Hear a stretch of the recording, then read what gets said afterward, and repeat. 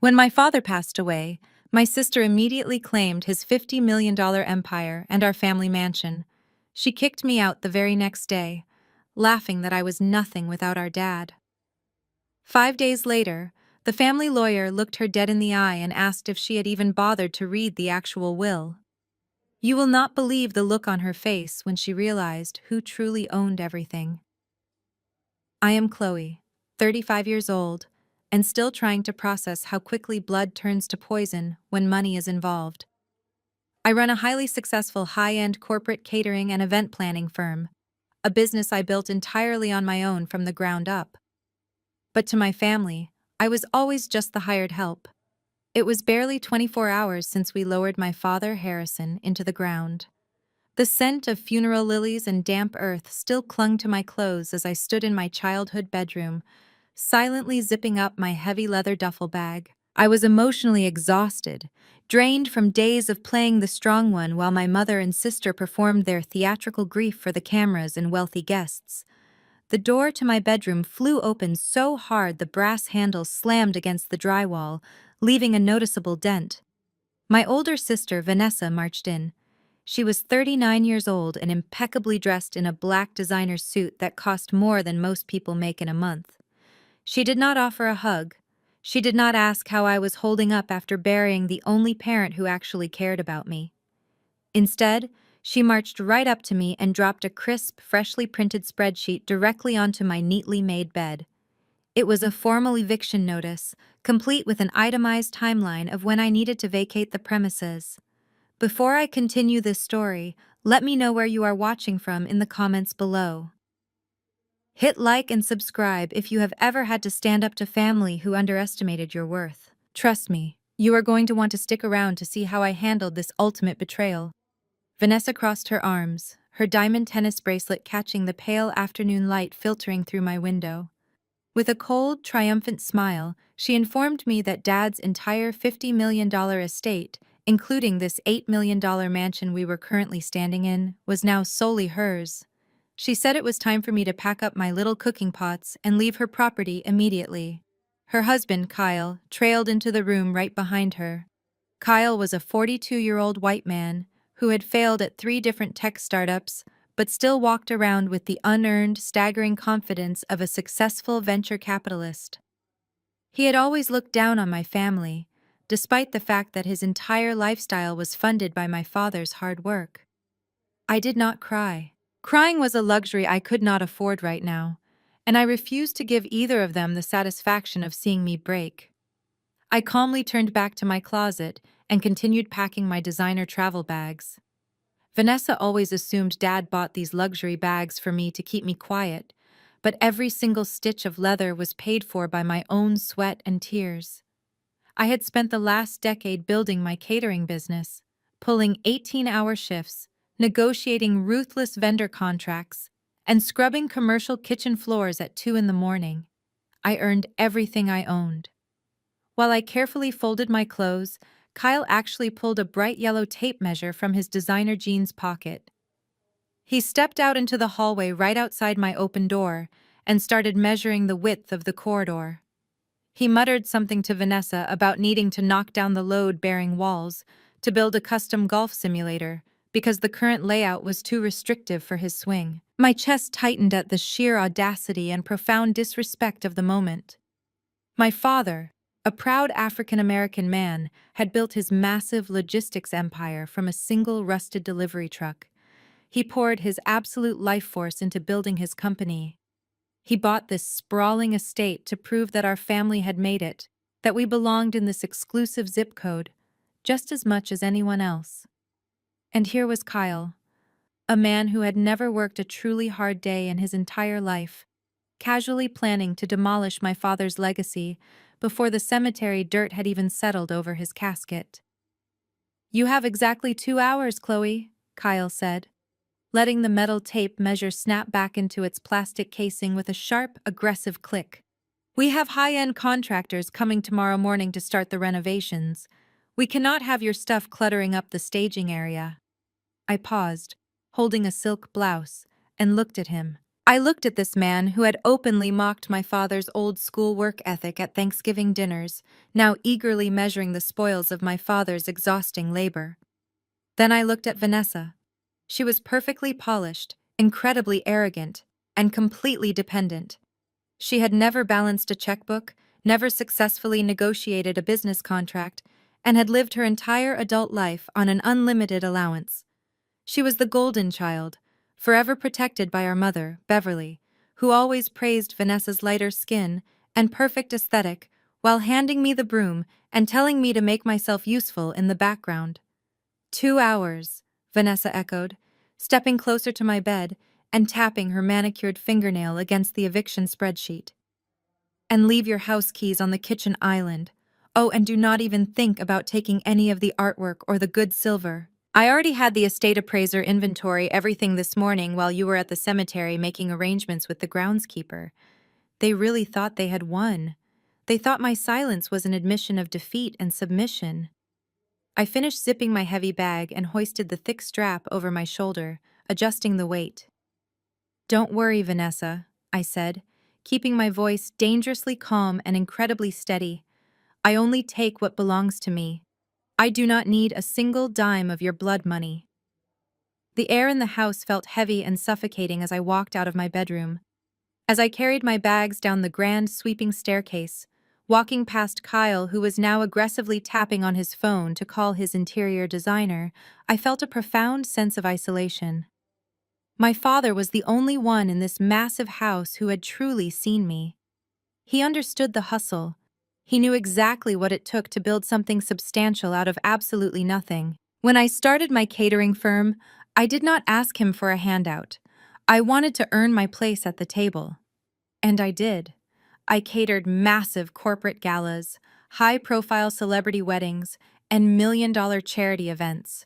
I built a roster of elite, demanding clients who respected my vision.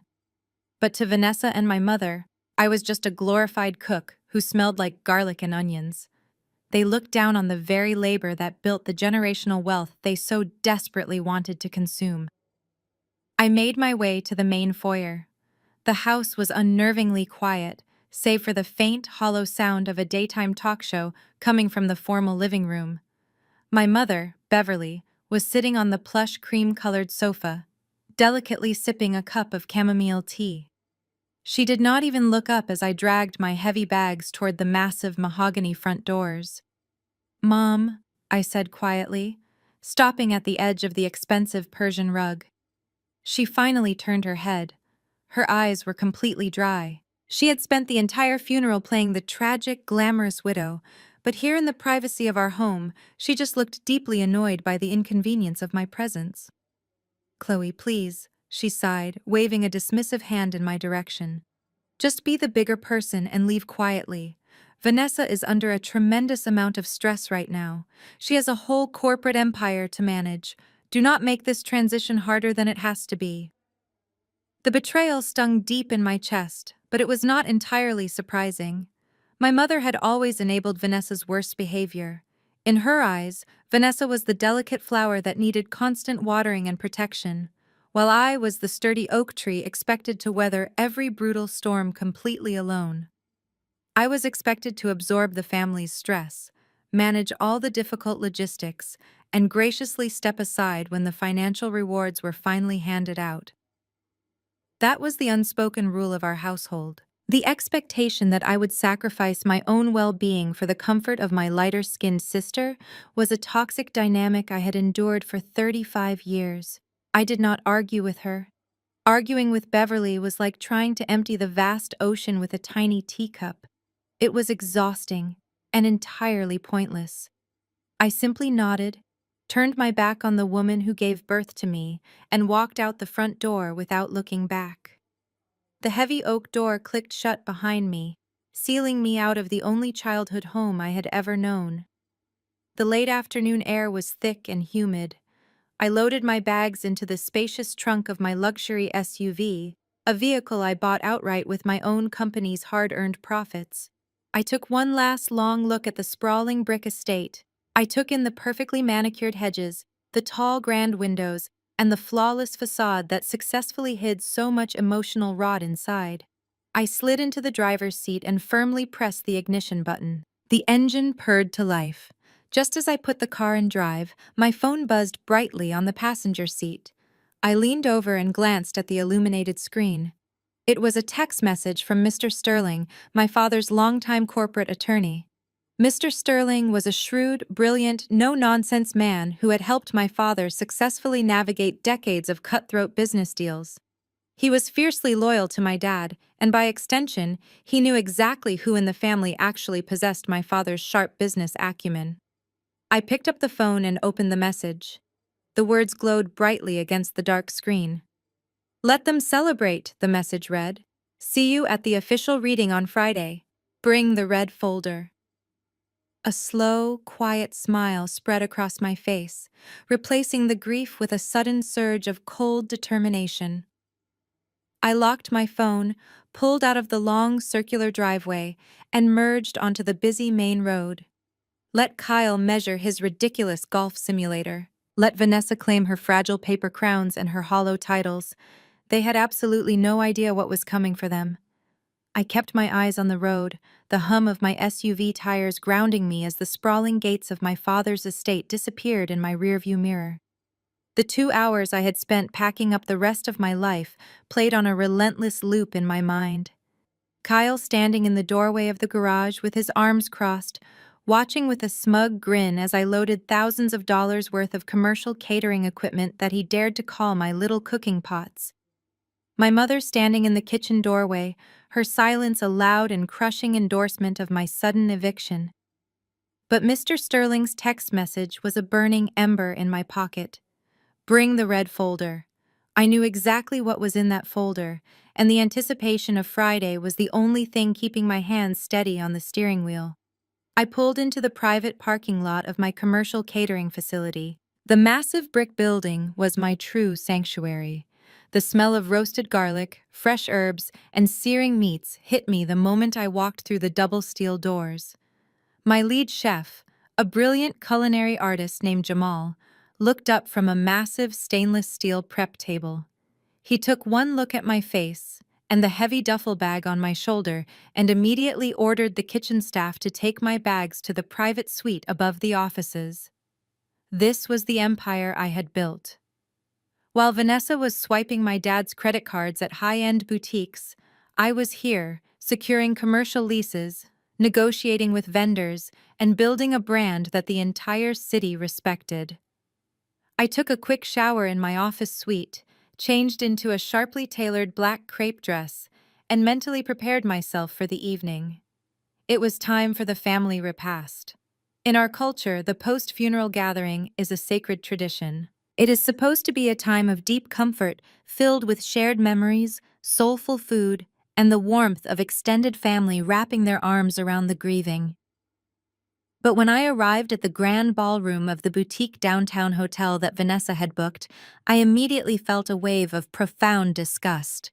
Vanessa had not organized a memorial for our father.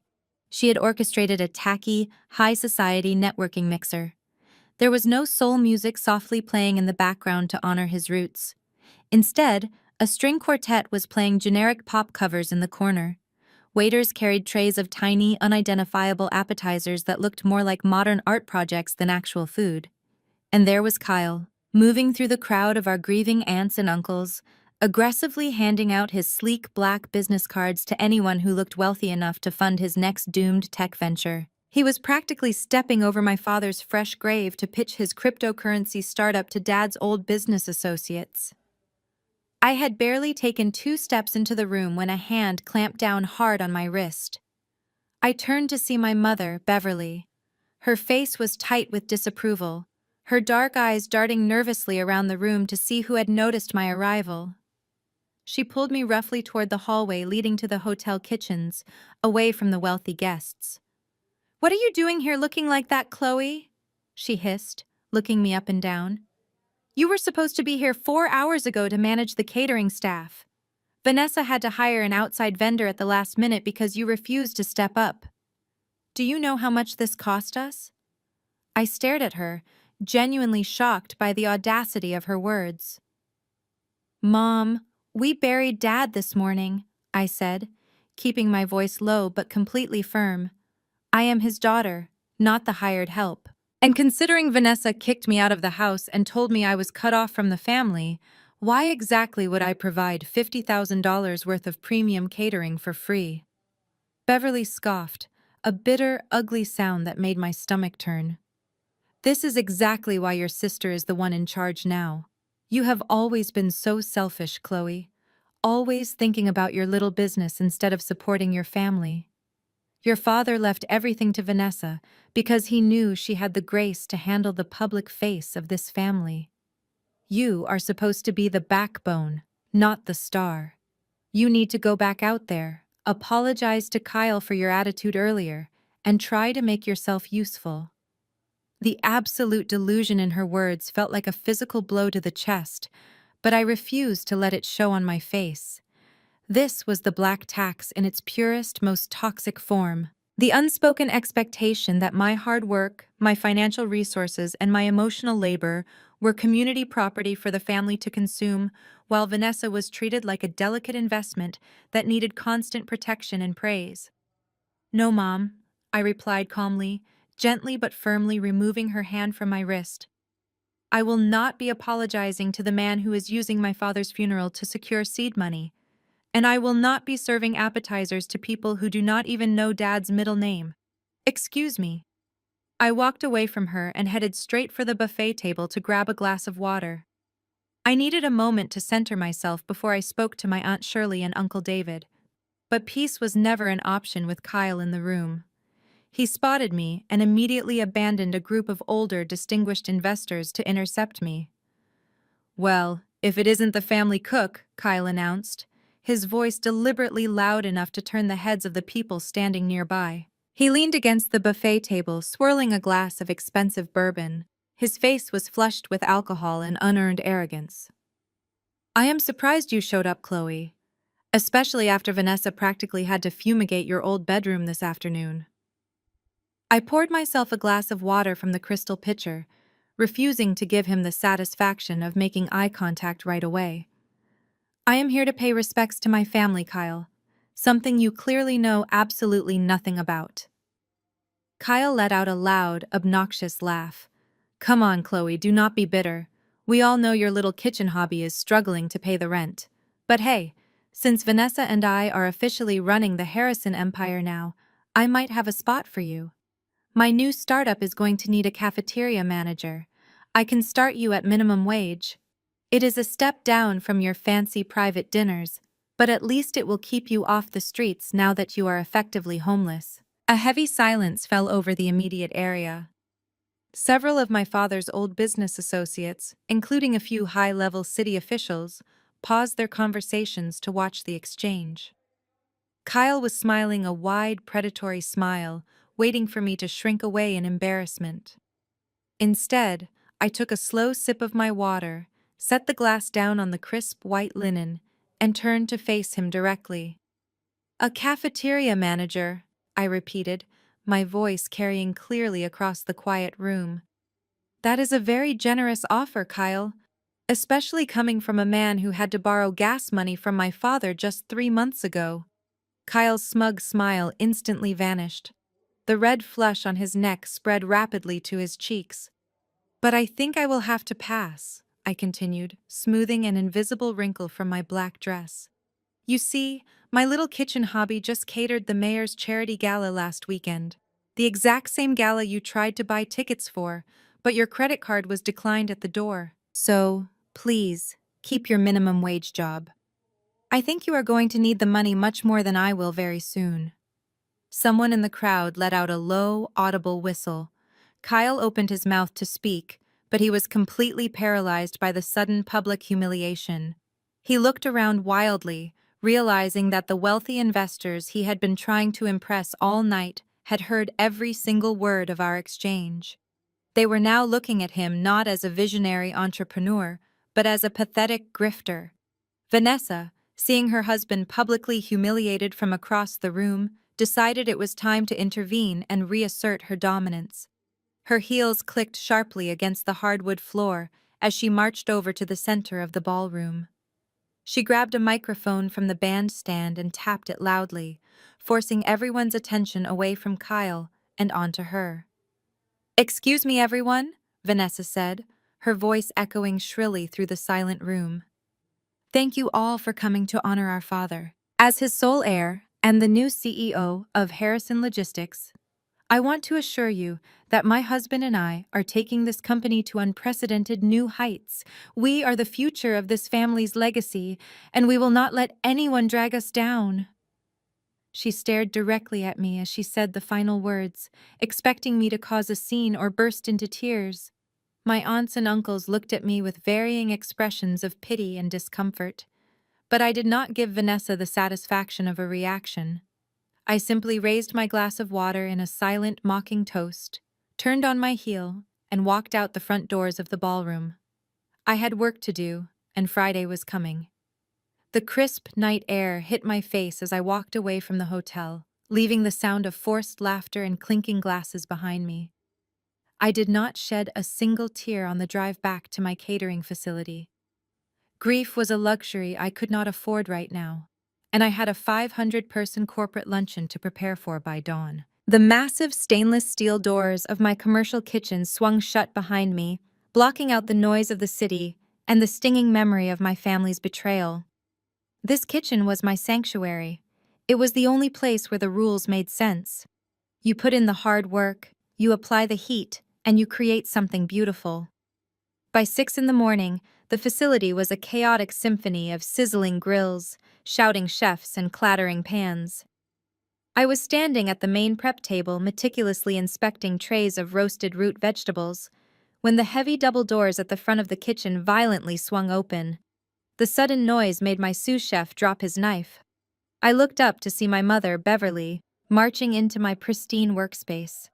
She looked completely absurd and entirely out of place, wearing a black silk blouse and oversized sunglasses inside a brightly lit industrial kitchen. Her jaw was set tight, and she sidestepped a rolling cart of fresh produce with a look of absolute disgust. She had come to punish me for walking out of the repast last night. "You embarrassed us, Chloe," she snapped, not even bothering to offer a greeting. She stopped a few feet away from my prep table, crossing her arms tightly across her chest. "Kyle was trying to secure vital seed money from those investors, and you made a public spectacle of yourself. Walking out of your own father's memorial, refusing to help your sister when she needed you the most." I set my clipboard down on the stainless steel counter. I wiped my hands on my apron, took a slow, deep breath, and looked directly into the eyes of the woman who had spent my entire life placing me second. "I did not make a spectacle, Mom," I said, my voice steady enough to cut through the ambient noise of the kitchen.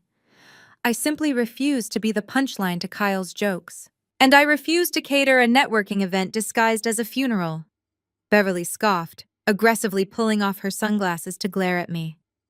"It was a family event. You own a catering company. It was your duty to provide the food. Do you have any idea how much Vanessa had to pay that overpriced hotel vendor at the last minute because you decided to be petty and selfish? You should have done it for free out of respect for your father." The sheer audacity of her words struck a deep, ancient nerve. This was the exact dynamic that had suffocated me for 35 years. It was the darkest, most insidious version of the black tax. The unspoken but ironclad rule in our household was that my labor, my money, and my time were communal property, always available to subsidize my sister's extravagant lifestyle. "Respect for my father," I repeated, stepping around the table to close the distance between us. "My father respected hard work. He did not respect grifters. For my entire life, you have expected me to break my back so Vanessa could protect her manicure. When I was 19, working double shifts at the diner to pay for culinary school, you bought Vanessa a brand new Mercedes because taking the bus would ruin her aesthetic. When I spent my weekends building this business from scratch, you expected me to drop everything to plan Vanessa's elaborate wedding to a man who does not even have a steady job." Beverly's eyes flashed with defensive anger. "You are just jealous. You have always been jealous of your sister." "I am not jealous," I fired back, my voice rising just enough to make her take a half step back. "I am exhausted. I am exhausted from being the family mule while you treat her like a show pony. You never demanded that Vanessa work for free. You never expected her to sacrifice her comfort for my benefit. But the moment I refused to hand over $50,000 worth of premium catering to impress Kyle's tech bro friends, I am the villain. You do not view me as a daughter. You view me as an endless supply of free resources. You are acting completely unhinged, Beverly hissed, looking around nervously as a few of my kitchen staff suddenly stopped working to listen. This is exactly why your father left the estate to Vanessa. She knows how to handle the family legacy. You are just a bitter, angry woman surrounded by pots and pans. You need to apologize to your sister and beg for her forgiveness before she cuts you out completely. Before I could deliver the sharp response burning on my tongue, the shrill ring of the emergency line in my private office echoed over the kitchen intercom. That specific line was only given to my top-tier clients and my financial institutions. I gave my mother one last cold look. "We have nothing else to discuss," I said, turning my back on her. "The exit is right behind you. Do not slip on the freshly mopped floors." I walked away, ignoring her indignant sputtering, and headed straight into my glass-walled office. I picked up the receiver of the ringing phone. It was Richard, the senior branch manager at my primary commercial bank. I had known him for 7 years, ever since I deposited my very first corporate check. "Chloe," Richard said, his voice unusually tense and formal. "I am calling as a courtesy. We just received a court-ordered injunction this morning. I am so sorry, but I have been legally forced to freeze all of your business operating accounts, effective immediately." The air in my office suddenly felt terribly thin. I sat down heavily in my leather chair, staring through the glass walls at my bustling kitchen. My staff was prepping food for a massive client. Payroll was due on Friday. Vendor invoices were set to automatically draft at midnight. "Frozen," I repeated, my mind racing to process the information. "Richard, what are you talking about? My accounts are in perfect standing. I have 0 outstanding debt. The injunction was filed by your father's estate," Richard explained softly, clearly uncomfortable with the situation. "Specifically, by Vanessa and Kyle Harrison. They filed a sworn affidavit claiming that the initial capital used to launch your catering business was derived from your father's personal funds. Under the current probate filings, they are claiming your LLC is a subsidiary of the Harrison estate. Until the legal dispute is resolved, you cannot withdraw, transfer, or spend a single dime." A cold, dark realization washed over me. They were not just satisfied with taking the family mansion and the $50 million trust. They wanted to destroy the only thing I had built for myself. They wanted to strip away my independence so I would be forced to crawl back to them on my hands and knees. They wanted to starve me out. "I need you to listen to me very carefully, Richard," I said, my voice dropping to a low, dangerous register. "My father never gave me a dime of startup capital. 10 years ago, he simply co-signed a small business loan, a loan that I paid off in full, 5 years ahead of schedule. I have the original discharge papers stamped by your very bank. This injunction is entirely fraudulent." "I believe you, Chloe," Richard replied sympathetically. "But my hands are tied by the court order. You need to get your lawyer to file an emergency motion to lift the freeze. If you do not resolve this quickly, the automated checks you wrote for your produce suppliers are going to bounce by tomorrow morning." I hung up the phone. For a brief moment, the overwhelming weight of the sabotage threatened to crush me. Kyle and Vanessa had planned this perfectly. They waited until the morning of my biggest corporate event of the month to cut off my financial lifeblood. They expected me to panic. They expected me to fall apart. Suddenly, a loud commotion outside my office caught my attention. I looked through the glass and saw Jamal, my head chef, aggressively blocking the kitchen entrance. Standing in the doorway, wearing a smug, triumphant grin and a tailored suit he definitely could not afford, was Kyle. He was waving a thick stack of legal documents in the air, trying to push past my staff. I stood up from my desk. I smoothed down the front of my apron. The grief over my father was suddenly replaced by a pure, unadulterated fire. They wanted a war over the family legacy. They had no idea they just picked a fight with the only person in the family who actually knew how to fight. I pushed open the heavy glass door of my office and stepped out into the chaotic energy of the main prep area. Jamal, my head chef, was standing firm, his massive frame completely blocking Kyle from stepping any further into our sanitized workspace. Kyle was practically vibrating with unearned arrogance, aggressively waving a thick stack of stapled legal papers in Jamal's face. "Stand down, Jamal," I said, my voice projecting clearly over the hum of the industrial refrigerators.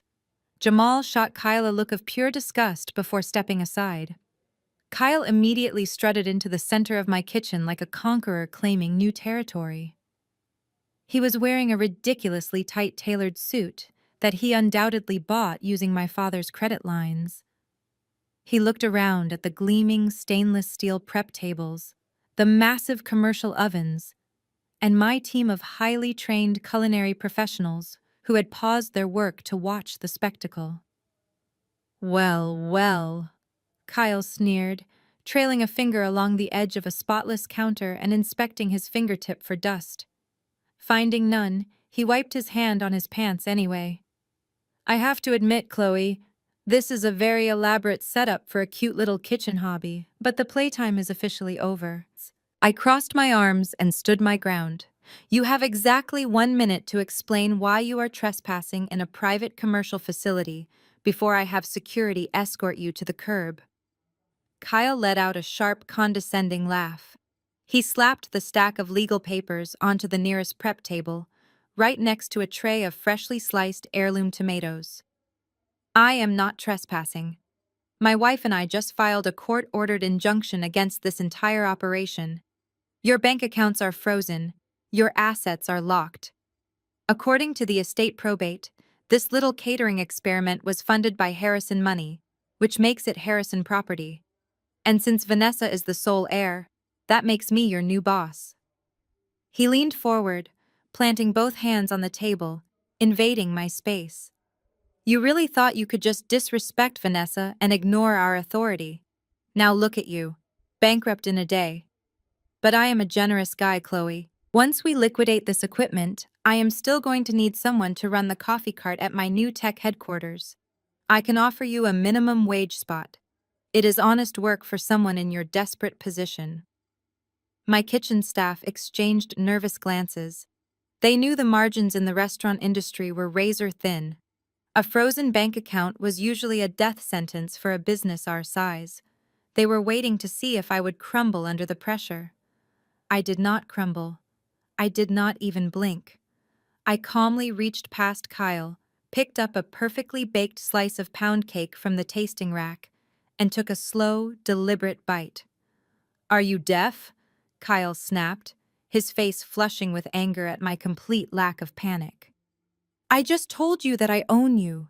You own absolutely nothing, Kyle," I replied, my voice dangerously calm. I swallowed the cake and wiped my hands on a crisp linen towel. "You are waving around a baseless injunction based on a fraudulent affidavit. My father did not fund this business. He co-signed a small business loan 10 years ago, a loan that I paid off completely, with interest, 5 years ahead of schedule."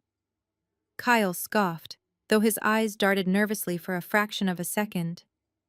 "You are lying. We reviewed the estate ledgers. You reviewed what you wanted to see," I corrected him.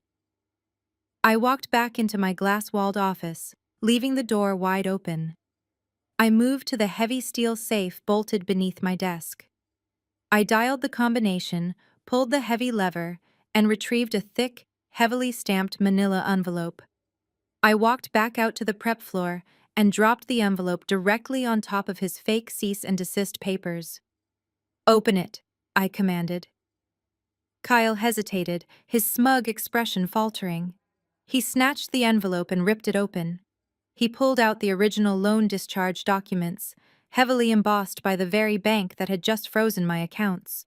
Attached to the back was the official articles of organization for my LLC, clearly stating that Chloe Harrison was the 100% sole equity owner of the business. My father's name was nowhere on the ownership documents. My lawyer has already filed an emergency motion to quash your ridiculous injunction, I told him, stepping closer so he could see the absolute resolve in my eyes. The freeze will be lifted by the end of the business day.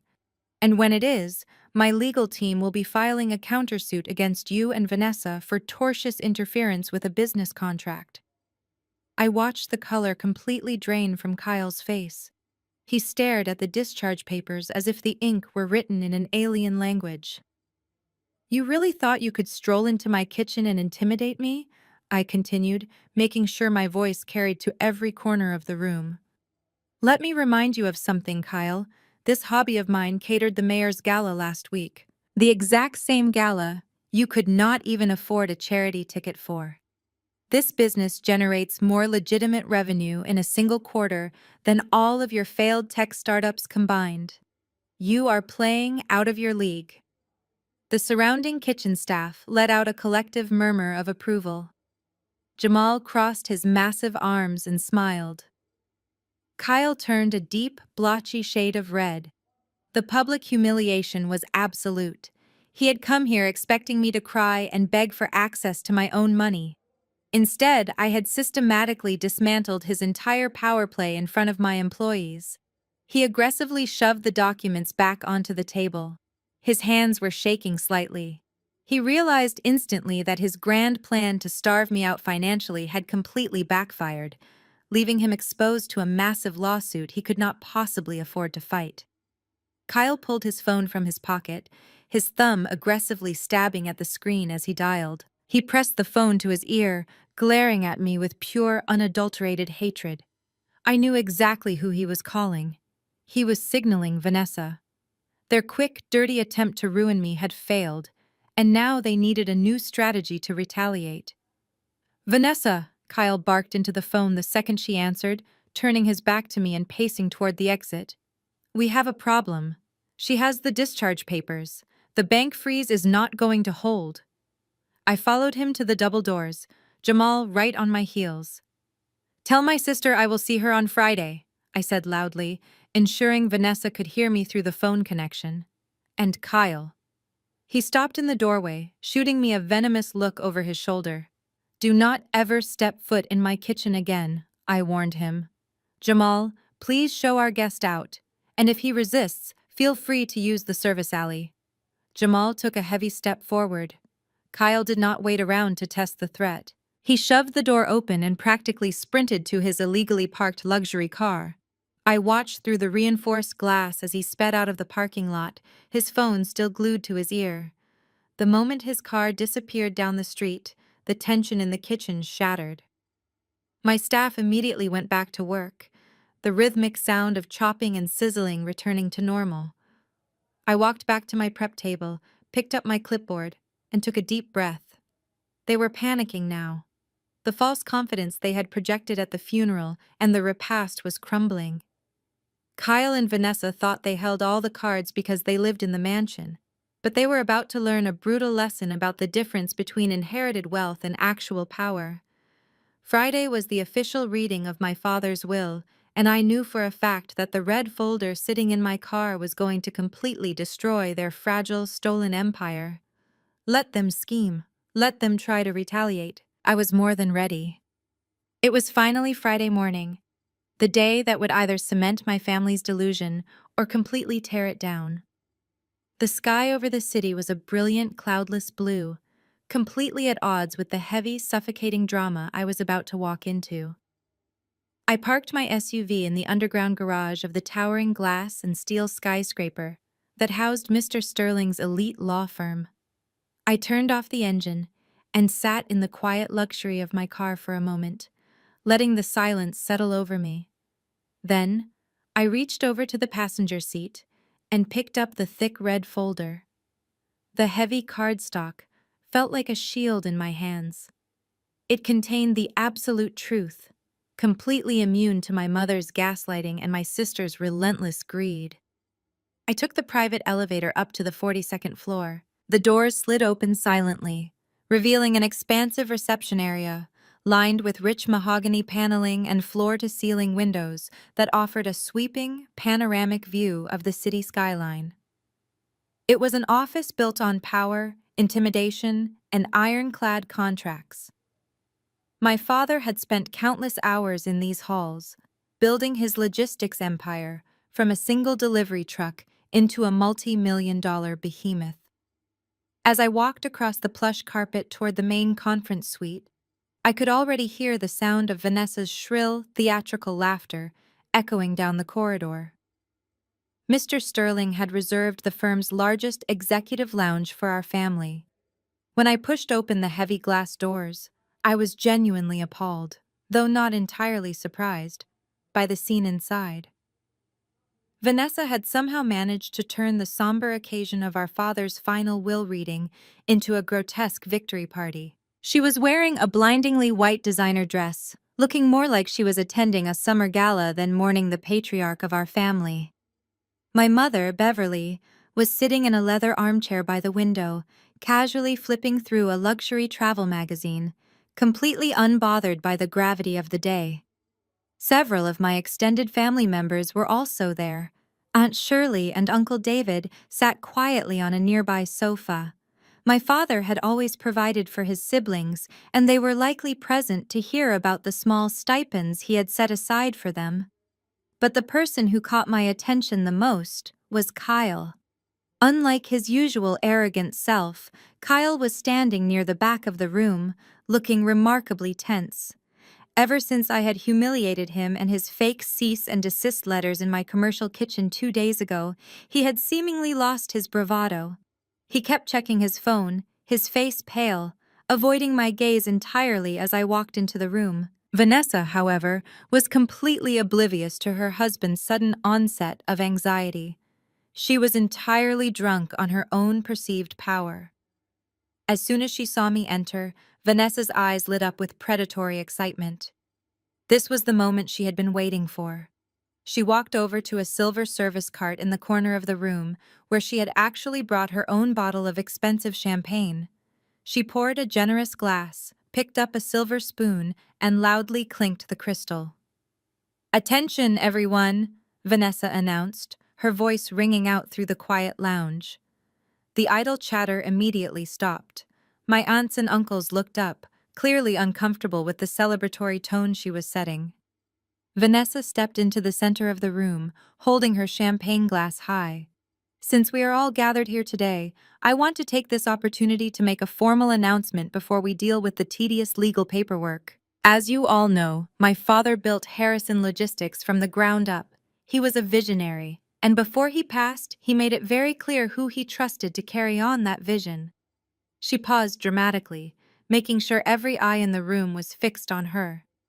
"Therefore, I am incredibly proud to officially declare myself the sole heir of the Harrison estate and the new Chief Executive Officer of the Harrison Logistics Empire.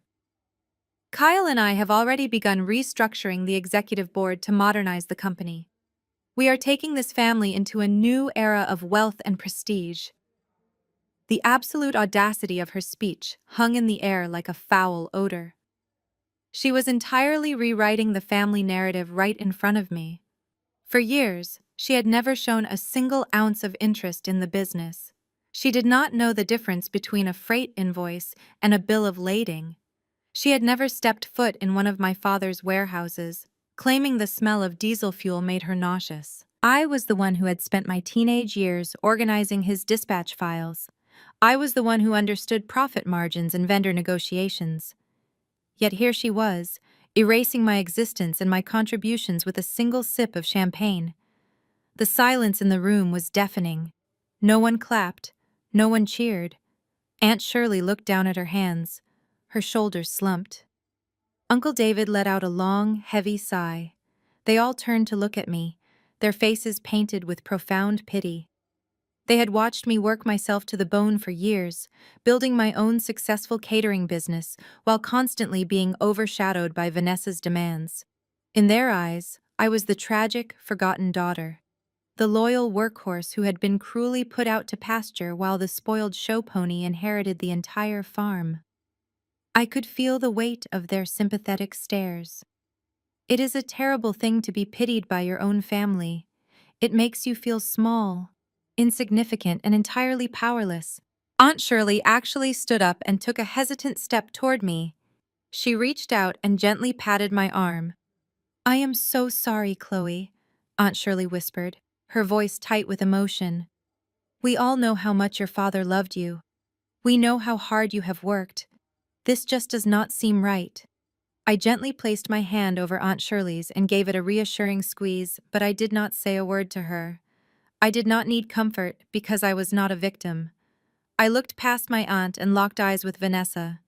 She was staring right back at me, her chin tilted up in defiance. She was waiting for the explosion. She expected me to finally snap, to cause a massive scene in front of the extended family. She wanted me to scream about how unfair it all was. She wanted me to cry and beg for a minor position on her newly formed executive board. She desperately needed me to validate her power by fighting her for it. If I begged, it would prove that she was the superior sister, the ultimate winner of my mother's toxic, decades-long competition. I felt a calm, icy wave of control wash over me.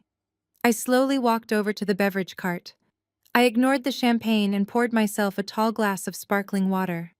I turned back around to face the room. Every single person was holding their breath, waiting for the screaming match to begin.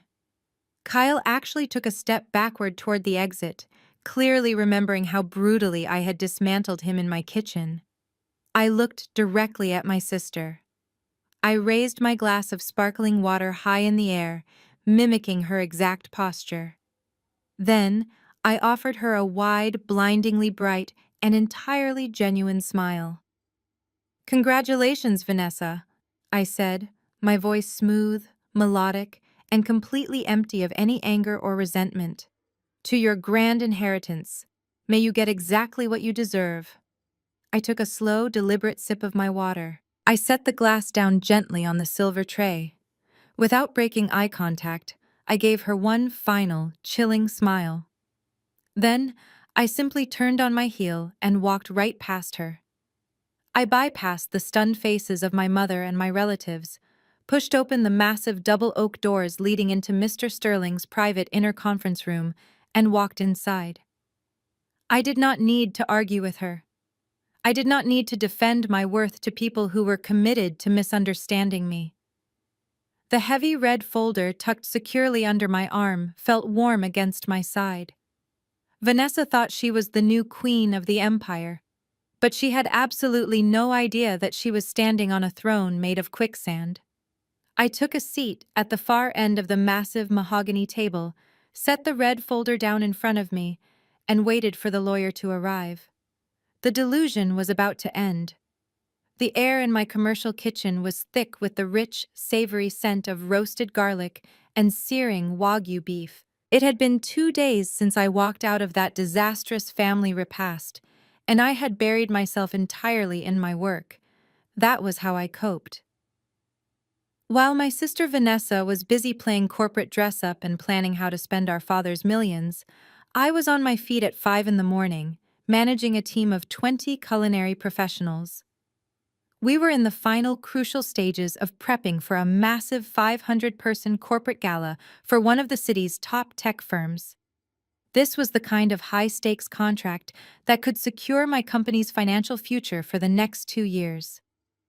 I was standing at the stainless steel prep island, meticulously reviewing the plating diagrams with my head chef, Jamal, when the red emergency line in my glass-walled office began to flash. That specific phone line was strictly reserved for my top-tier clients and my primary financial institutions. I wiped my hands on a crisp white towel, told Jamal to keep an eye on the reduction sauce, and walked into my office. I picked up the receiver, expecting a last-minute dietary request from the event coordinator. Instead, I heard the strained, incredibly uncomfortable voice of Richard, the senior branch manager at my commercial bank. I had known Richard for nearly a decade. He was the man who had helped me set up my very first business checking account when I was just starting out. "Chloe," Richard began, his tone uncharacteristically formal and tense. "I am calling you as a professional courtesy before the automated notices go out. I am so sorry, But I have been legally compelled to freeze all of your business operating accounts, effective immediately. The ambient noise of my bustling kitchen seemed to completely drop away. I sat down heavily in the leather chair behind my desk, my eyes fixed on the piles of vendor invoices waiting to be paid. Frozen, I repeated, my voice dropping to a low, tight whisper. Richard, what are you talking about? My accounts are in perfect standing. We just deposited a massive retainer from the tech firm yesterday. I have zero outstanding debts.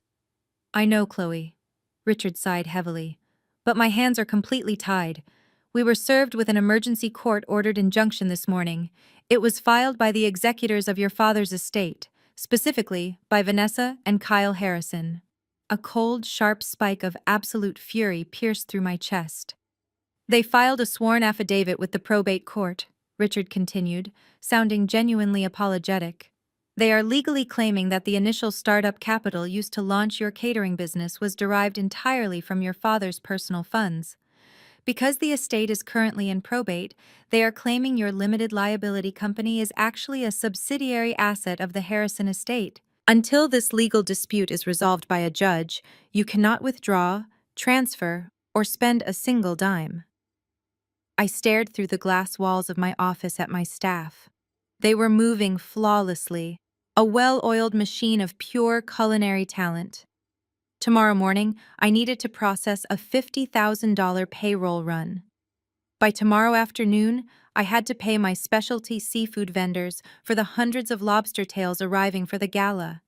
If those funds were not released, the vendors would hold the delivery. If the delivery was held, I would default on my contract with the tech firm. My reputation, built over 10 grueling years of flawless service, would be completely destroyed in a matter of hours. This was their strategy. Kyle and Vanessa knew they could not intimidate me emotionally, so they decided to starve me out financially.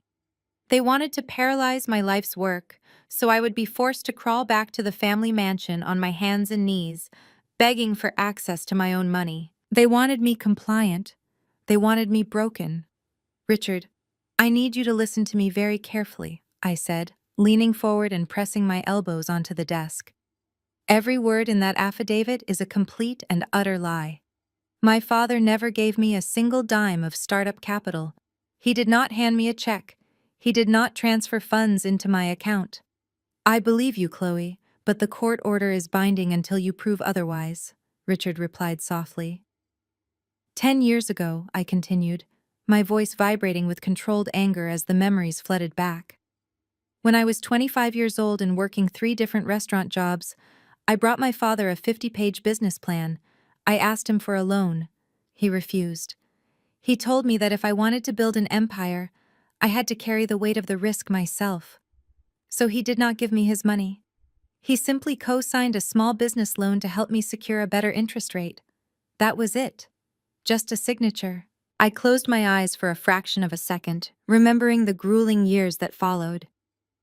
While my mother was buying Vanessa brand new luxury cars and funding her lavish vacations to Europe, I was working 18-hour shifts. I slept on a cot in the back of my first tiny commercial kitchen. I poured every single dollar of profit right back into the business. I paid that loan off in full, Richard, I stated firmly, opening my eyes and glaring at the wall as if Kyle were standing right in front of me. I paid it off with interest, 5 years ahead of schedule. I assumed all the risk, I did all the labor, and I own 100% of the equity in this company. My father's name is nowhere on my current operating licenses or my ownership documents. If you have the original discharge papers proving the loan was settled and his financial interest was terminated, you need to get them to your lawyer immediately, Richard advised. If your legal team files an emergency motion to quash their injunction, a judge might lift the freeze before the end of the business day. But Chloe, if those automated vendor checks bounce tonight, your accounts will be flagged for fraud. You are running out of time. I thanked Richard for the warning and hung up the phone. I did not panic. Panic is a useless emotion designed for people who do not know how to fight back. I stood up, walked over to the heavy steel safe bolted beneath my desk, and quickly dialed the combination. The heavy metal door swung open. I reached past the petty cash boxes and pulled out a thick, heavily sealed manila envelope. Inside were the original, notarized loan discharge documents, heavily embossed by the very bank that had just frozen my accounts. It was the absolute, undeniable proof of my independence. Vanessa and Kyle had made a fatal miscalculation. They assumed I was as careless with paperwork as they were. They assumed that because I was the family's scapegoat, I would simply roll over and accept their financial abuse just to keep the peace.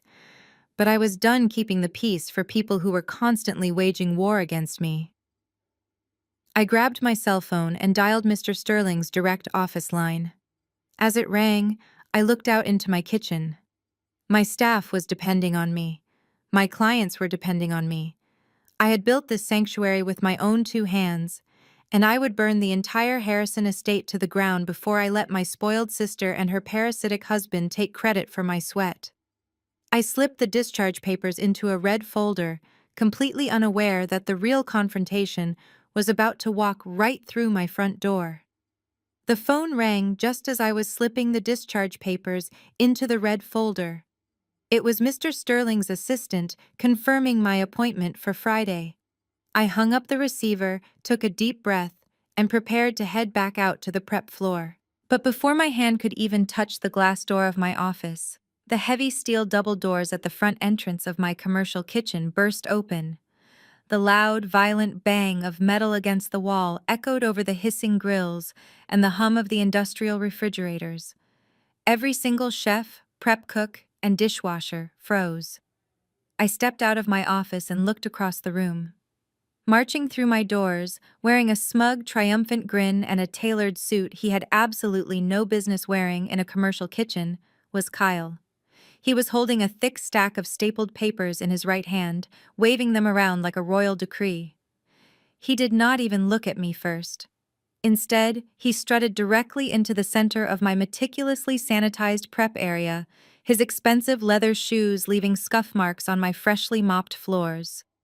"Listen up, everybody," Kyle shouted, clapping his hands together to demand the attention of my highly trained culinary team. "Put down your knives.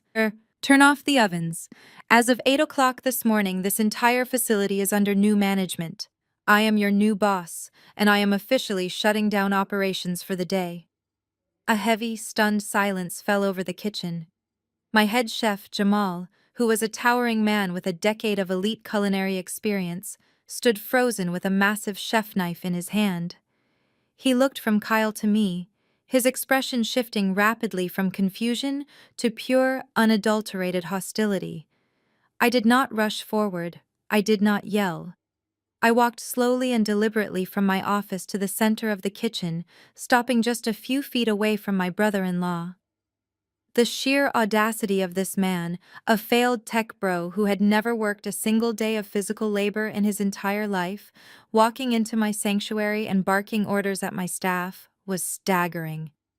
"Kyle," I said, my voice dangerously calm and perfectly measured, "you have exactly 10 seconds to explain why you just barged into a restricted health department regulated commercial kitchen without a hairnet, or I am having Jamal physically throw you into the alley with the grease traps." Kyle let out a sharp, condescending laugh. He puffed out his chest and shoved the stack of stapled papers directly into my face. He thought he had the ultimate upper hand. He thought the frozen bank accounts had already broken my spirit, and he was here to deliver the final killing blow. "I do not need a hairnet to walk into my own building, Chloe," Kyle sneered, his face flushed with unearned arrogance. He tapped the top page of the document aggressively. "This is a formal cease and desist order. Your bank accounts are officially frozen, which means you cannot pay the lease on this building, you cannot pay these workers, and you cannot afford the food you are currently cooking. Vanessa and I are the executors of the Harrison estate. This catering company was built on Harrison money, which makes it Harrison property." I glanced down at the paper he was waving. It was a joke. It was not signed by a judge. It did not have an official court seal. It looked like a generic legal template he had downloaded from the internet and printed at a local copy shop. He was trying to bluff his way into taking physical possession of my multi-million-dollar business. "You are trespassing, Kyle," I replied, keeping my hands clasped loosely in front of my apron. "That piece of paper is completely worthless, and you know it."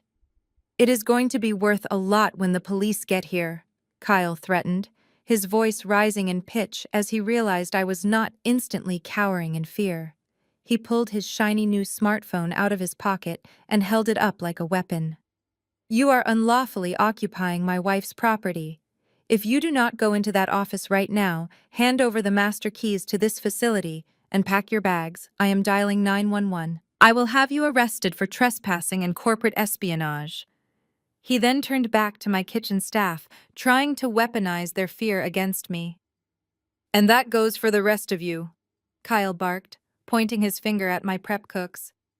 "Anyone who continues to work for this woman is aiding and abetting a criminal. If you want to keep your jobs when I restructure this company tomorrow, you will drop what you are doing and step away from the equipment right now." My staff exchanged nervous glances. They were hard-working people. They had families to feed, rent to pay, and lives to maintain. They knew the restaurant industry was ruthless, and a frozen bank account was usually a death sentence for a business.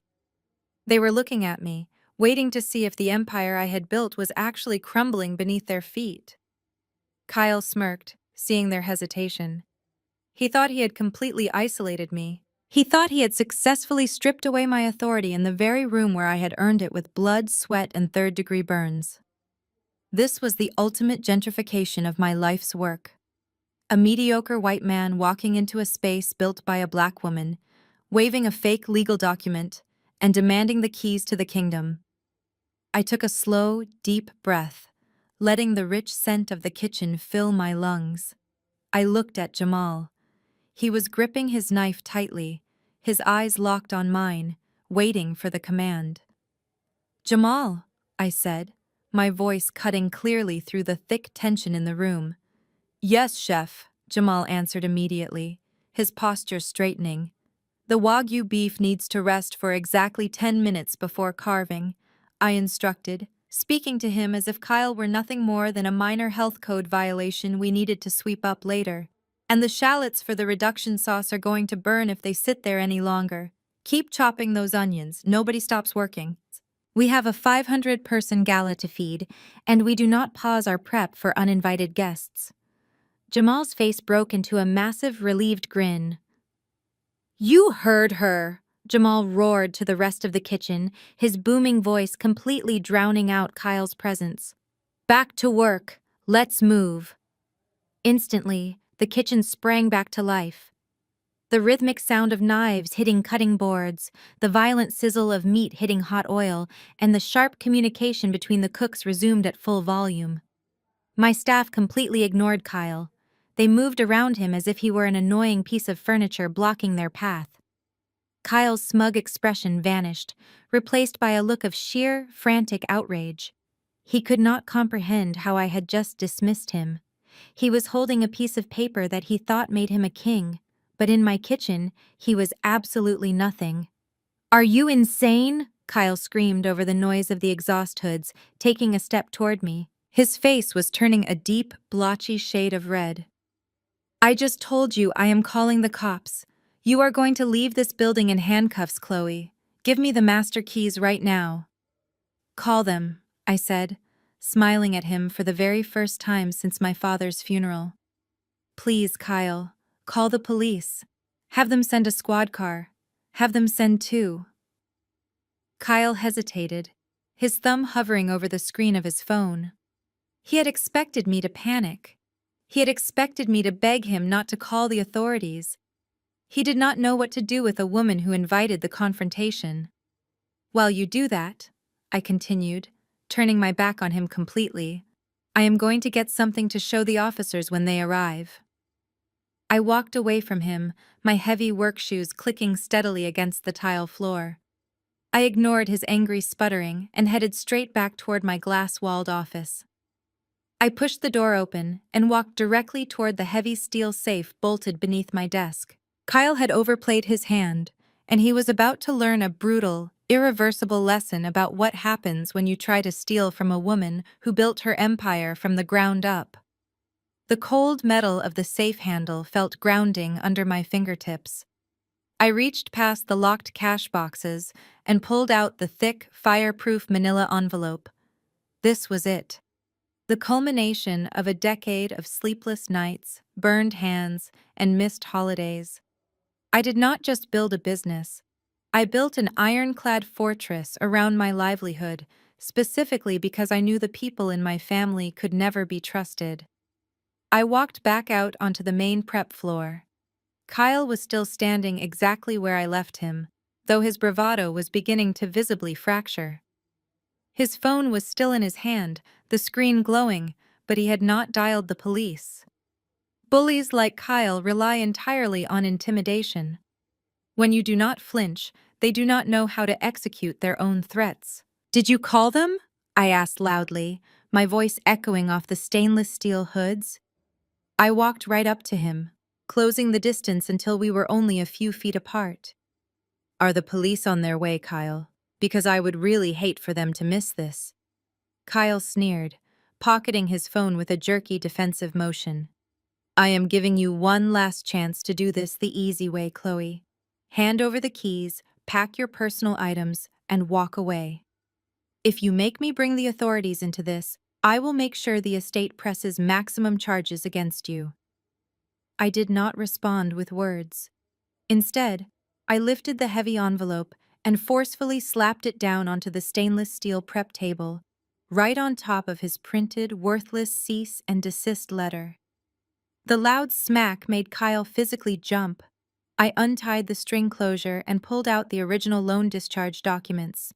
"Read it," I commanded, tapping my index finger directly onto the heavily embossed gold seal of the commercial bank. Kyle stared at me for a second, his jaw tight, before his eyes darted down to the paperwork.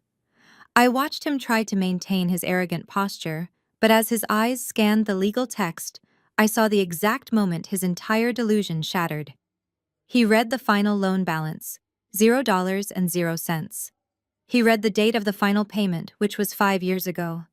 And then, he read the attached articles of organization for my limited liability company. "As you can see," I said, my voice dripping with absolute freezing contempt, "Chloe Harrison is listed as the sole 100% equity owner of this corporation.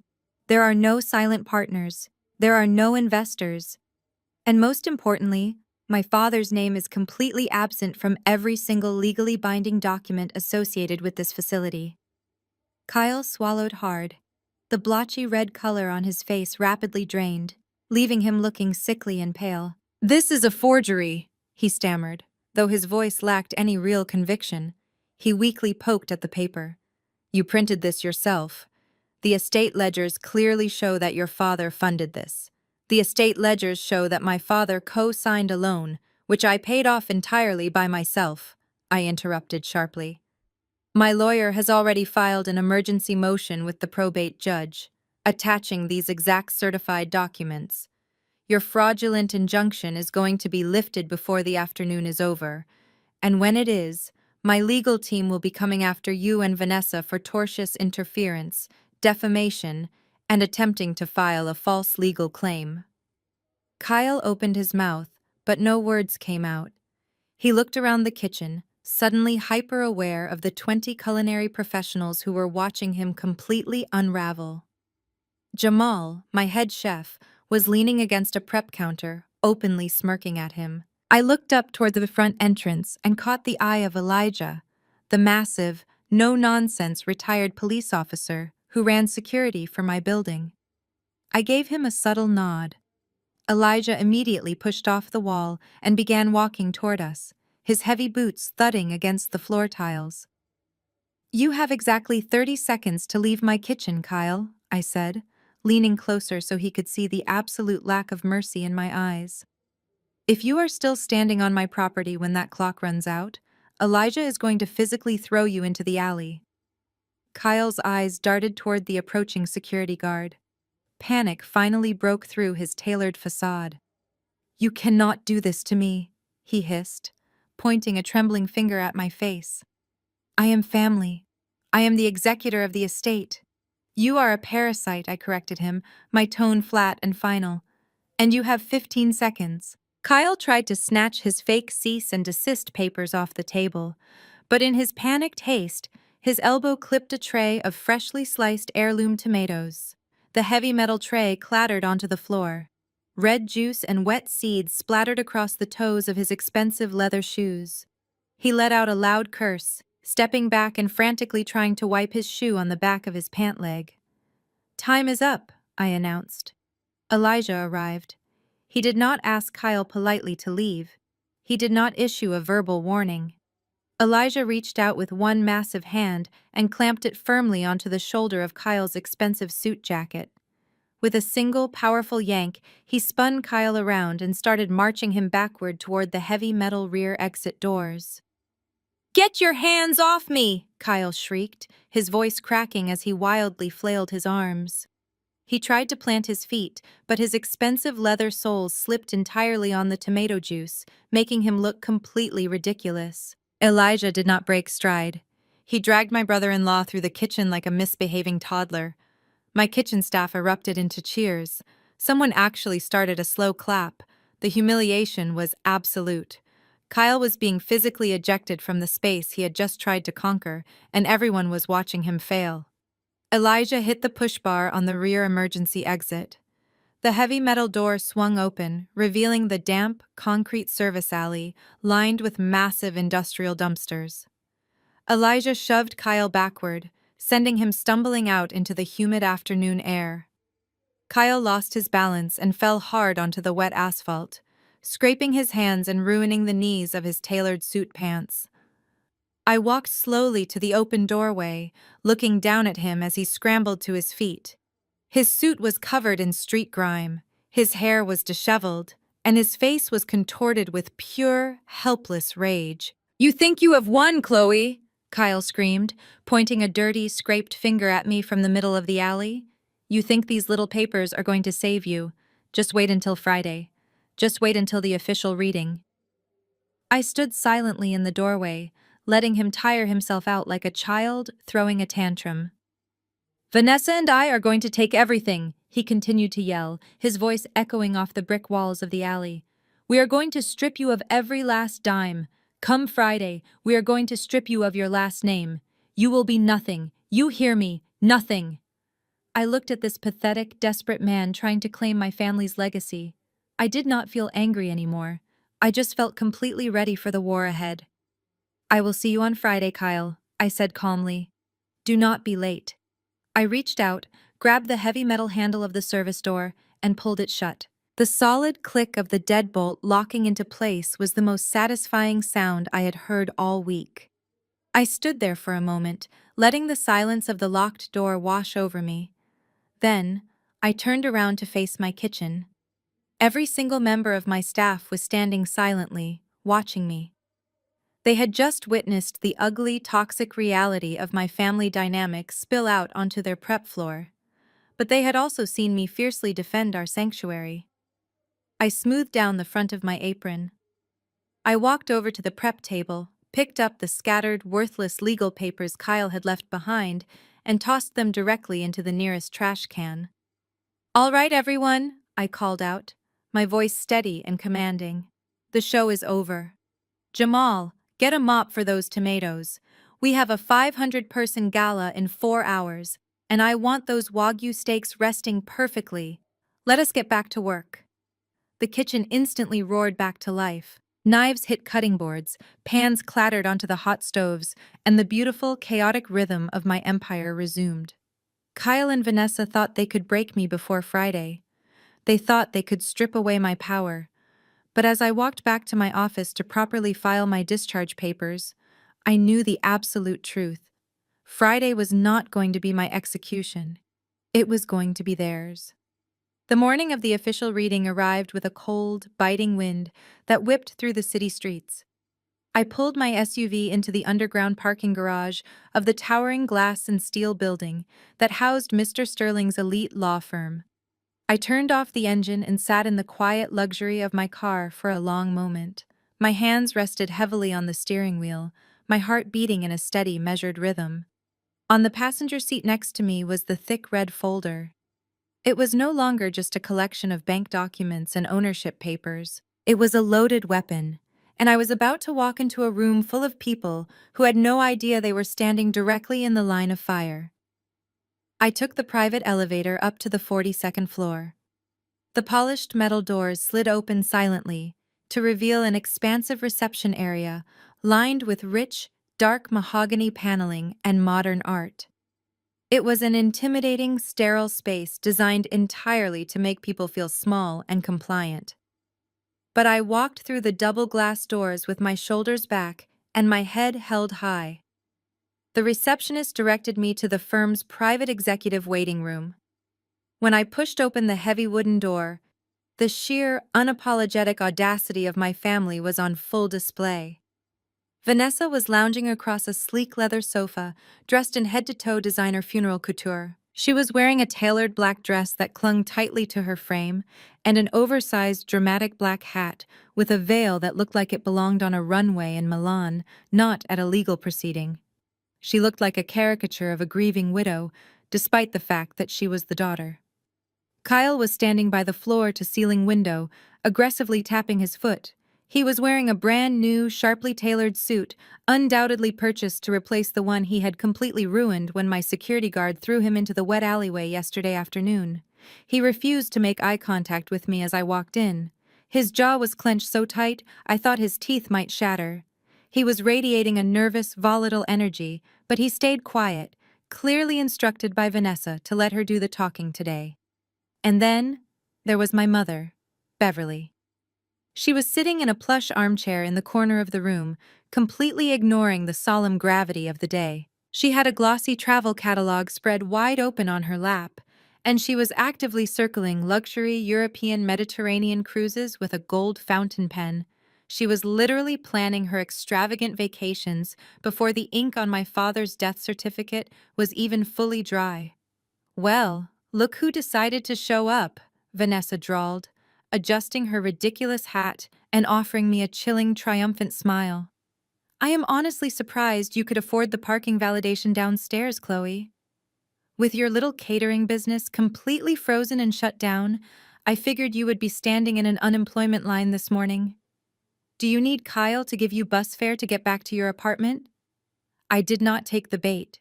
I did not raise my voice, and I did not bother to inform her that my legal team had already successfully lifted their fraudulent bank freeze late last night. I simply walked over to the opposite side of the waiting room, took a seat in a high-backed leather chair, and placed the red folder gently on my lap. I crossed my legs, smoothed down my skirt, and looked at her with a calm, pitying expression. "Ignore her, Vanessa," Beverly chimed in, not even bothering to look up from her cruise catalog. "She is just here to beg Mr. Sterling for a handout. She knows she pushed us too far at the repast, and now she wants to apologize. Let her waste her time. We have a corporate board meeting to schedule this afternoon." As their toxic, arrogant voices faded into the background noise of the office, my mind drifted away from the waiting room.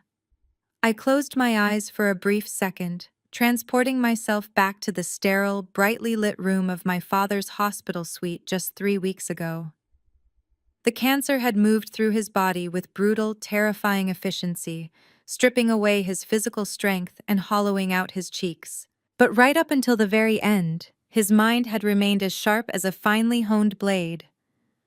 I had spent every single night sleeping in the uncomfortable, stiff vinyl chair next to his hospital bed, listening to the rhythmic, mechanical beeping of his heart monitor. Vanessa and Beverly only ever visited the hospital during the day, specifically when the senior doctors made their rounds, ensuring they were seen playing the roles of the tragic, devoted family members.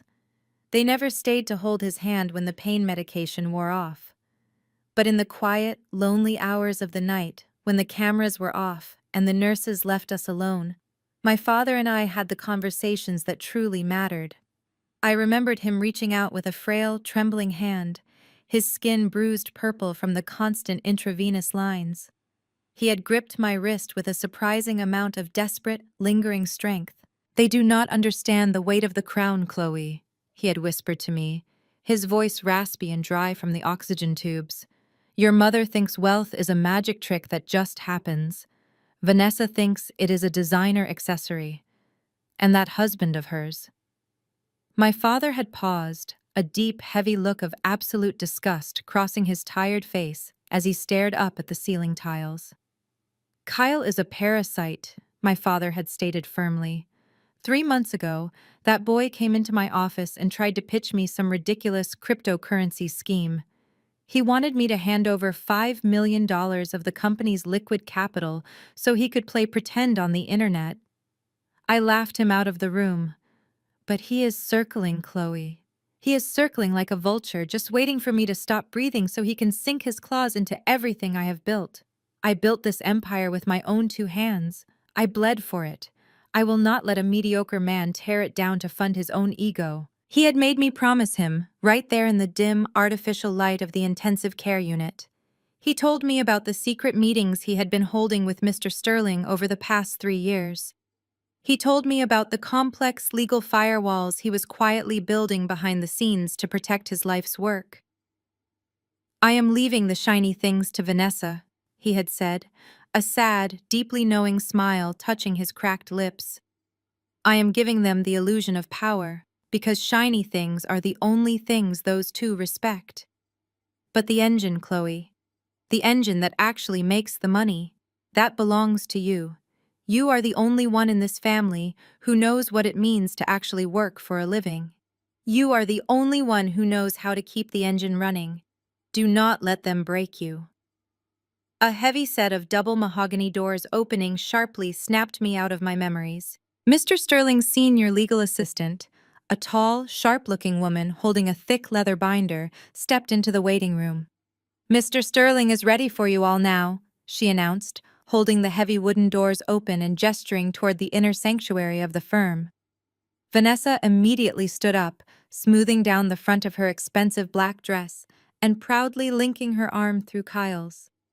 Beverly snapped her cruise catalog shut, tucked it into her designer handbag, and stood up with a heavy sigh, acting as if collecting a $50 million inheritance was a tedious chore she just wanted to get over with. They walked right past me with their heads held high, completely convinced they were walking into a grand coronation. I stood up slowly. I brushed a piece of invisible lint off my shoulder. My grip tightened securely around the red folder. My father had given me the keys to the kingdom, and my sister had just spent the last 5 days trying to burn my house down. I took a deep breath, letting the calm, absolute certainty of the moment wash over me. I followed them into the massive, sunlit conference room. The waiting was finally over. The final act was about to begin. The massive mahogany table stretched across the center of the conference room, bathed in the bright morning light pouring through the floor-to-ceiling windows. Mr. Sterling was already seated at the head of the table. His demeanor was entirely professional and aggressively neutral. He wore a sharp gray suit, his silver hair perfectly combed, looking exactly like the kind of man who held the keys to a $50 million kingdom. Vanessa and Kyle immediately claimed the plush leather chairs directly to his right, positioning themselves as the undeniable heirs apparent.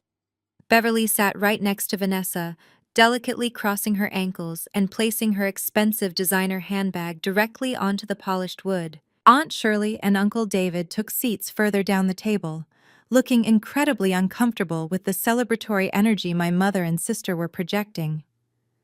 I walked to the very opposite end of the long table, pulled out a heavy chair, and sat down. I placed the thick red folder directly in front of me, keeping my hands resting lightly on top of it. Mr. Sterling opened his thick leather briefcase. The sharp metallic click of the brass latches echoed loudly in the silent room. He pulled out a massive stack of watermarked legal paper and set it squarely in the center of his leather desk pad. He reached into his breast pocket, pulled out his silver wire-rimmed reading glasses, and slid them onto his face. He cleared his throat, looked around the table to ensure he had everyone's attention, and began to read the formal preamble. He started by reading through my father's final wishes regarding his burial arrangements, which Vanessa had completely ignored in favor of her high society networking mixer. He then moved on to the minor financial stipends. He announced that Aunt Shirley and Uncle David were each receiving a trust fund of $500,000, designed specifically to ensure their comfortable retirement. My aunt let out a soft, shaking gasp, tears immediately welling in her eyes at her brother's incredible generosity. Even from the grave, my father was taking care of his people. Then, the energy in the room shifted. It grew impossibly quiet. Mr. Sterling turned a crisp white page, the sound practically magnified in the tense silence. "We will now address the primary corporate and real estate assets of the Harrison estate," Mr. Sterling announced, his voice steady, dry, and entirely devoid of emotion. Kyle leaned forward so fast his chair squeaked loudly against the hardwood floor. He was practically salivating, his eyes locked onto the stack of papers, as if he could magically read the text upside down. Vanessa vibrated in her seat, her perfectly manicured nails tapping an impatient, greedy rhythm against the edge of the mahogany table. Regarding the primary family residence located in the Fairfield Estates, valued at an appraised $8 million, Mr. Sterling read, his finger slowly tracing the lines of legal text. This property, along with all its physical contents, furnishings, and surrounding acreage, is hereby bequeathed in its entirety to my eldest daughter, Vanessa Harrison. Vanessa let out a sharp, high-pitched squeal of pure delight. She grabbed Kyle's arm and shook it excitedly. Kyle pumped his fist, mouthing the word yes under his breath. Mr. Sterling did not pause for their celebration. He did not look up. He simply continued reading the legally binding jargon, his voice a steady drumbeat of absolute authority. "Furthermore, I bequeath the entirety of the Harrison Logistics parent holding company, currently valued at an estimated $50 million, to Vanessa Harrison. She is hereby named the sole executive beneficiary and primary shareholder of this specific corporate entity, effective immediately upon the reading of this document." The room erupted. Kyle threw his hand up and loudly high-fived Vanessa right in the middle of a prestigious law firm. It was a crude, tasteless display of pure, unadulterated greed. They were acting like they had just won the lottery, completely ignoring the fact that the price of their ticket was my father's life. Beverly smiled broadly, a smug, deeply satisfied expression settling over her perfectly made-up face. She reached over and patted Vanessa on the hand, murmuring loudly about how proud she was and how my father had finally done the right thing by protecting the family image. Aunt Shirley looked absolutely sick to her stomach. She looked down at the table, unable to watch them celebrate while I sat at the other end, seemingly written out of my own family's history. Vanessa could not contain her venom. The $50 million validation had gone straight to her head, making her feel completely untouchable. She turned her body away from the lawyer and looked directly down the length of the long wooden table at me. Her eyes were wide with malicious joy, her lips curled into a cruel, triumphant smirk. "Told you, Chloe," Vanessa said, her voice loud and dripping with absolute condescension. She did not even try to hide her cruelty from our extended family anymore. "You are nothing. You have always been nothing but the hired help in this family." I sat perfectly still. I did not glare at her. I did not open my mouth to defend myself. I simply kept my hands flat on top of the red folder and let her empty, pathetic words echo through the room. "Dad knew who the real star of this family was," Vanessa continued, gesturing wildly to herself. "He knew who had the class, the education, and the vision to actually manage his incredible wealth. You spent 10 years smelling like a deep fryer, breaking your back in that disgusting commercial kitchen, trying to prove you were just as good as me. And look where it got you. You do not even have a childhood bedroom to go back to. I own the house. I own the company. I own the legacy. You have absolutely nothing. So whatever little lawsuit you think you have in that ridiculous red folder, you might as well throw it in the trash on your way out the door." Kyle chimed in, leaning back in his expensive chair and crossing his arms behind his head. Looks like you are going to need that minimum wage cafeteria job after all, Chloe. But honestly, after the stunt you pulled with your security guard yesterday, I do not think you are a good culture fit for my new tech firm. You are officially on your own. They were so desperate for my reaction. They needed me to be shattered so they could finally feel whole. They wanted me to cry, to scream about how unfair it all was, to beg my mother to intervene. But I knew something they did not.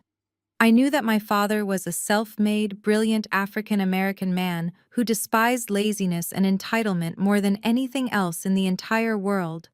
He was a man who played three-dimensional chess while the rest of the family was playing checkers. He would never, under any circumstances, hand his life's work over to a parasite like Kyle. Mr. Sterling did not try to shush Vanessa. He did not slam his gavel or ask for order in the room. He was a seasoned corporate attorney who had overseen hundreds of hostile takeovers and bitter family disputes. He simply sat there, silent and still, letting my sister's toxic tirade burn itself out. He knew that the higher she climbed on her pedestal of arrogance, the harder the inevitable fall was going to be.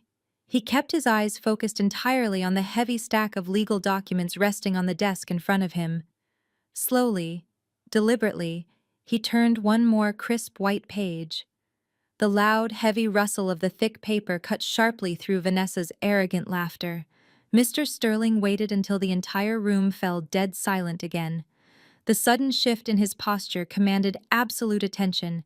He slowly raised his head, looked right past Kyle's smug grin, and fixed his piercing, intimidating gaze directly on my sister. He reached up, carefully adjusted his silver wire-rimmed glasses, and delivered the magic words with the ruthless precision of a surgeon holding a scalpel.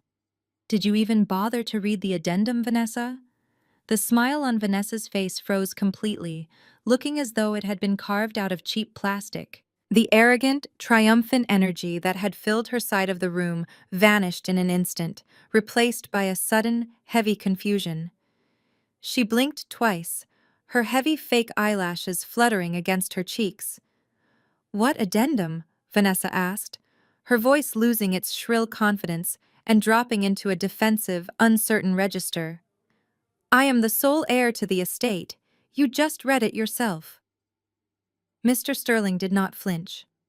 He calmly reached into his thick leather briefcase and pulled out a second stack of documents, this one bound with a thick black legal seal. He set it gently on top of the first stack, his movements precise and unhurried. "I read the primary distribution of the parent holding company." "Vanessa," Mr. Sterling corrected her, speaking slowly and deliberately, as if he were explaining a very simple concept to a very slow child. "But a holding company does exactly what the name implies. It holds paper. It is a corporate umbrella. 3 years ago, your father realized that the legacy he built was incredibly vulnerable to mismanagement. He wanted to ensure that the people who actually knew how to run the business were the ones holding the keys to the engine." Kyle leaned forward, the smugness completely wiped from his face. His eyes were darting rapidly between Mr. Sterling and the sealed document. He had spent years pretending to be a brilliant venture capitalist, so he actually understood the terrifying legal implications of what Mr. Sterling was about to say. "What did Harrison do?" Kyle demanded, his voice tight and breathless. 3 years ago," Mr. Sterling explained, looking directly at Kyle, "your father legally divested the Harrison Holding Company of all its physical, depreciating, and revenue-generating assets." Vanessa threw her hands up in the air. "What does that even mean in English, Sterling? Stop talking in circles and tell me what I own." "It means you own the logo, Vanessa," Mr. Sterling said, his voice completely flat. "You own the corporate stationery.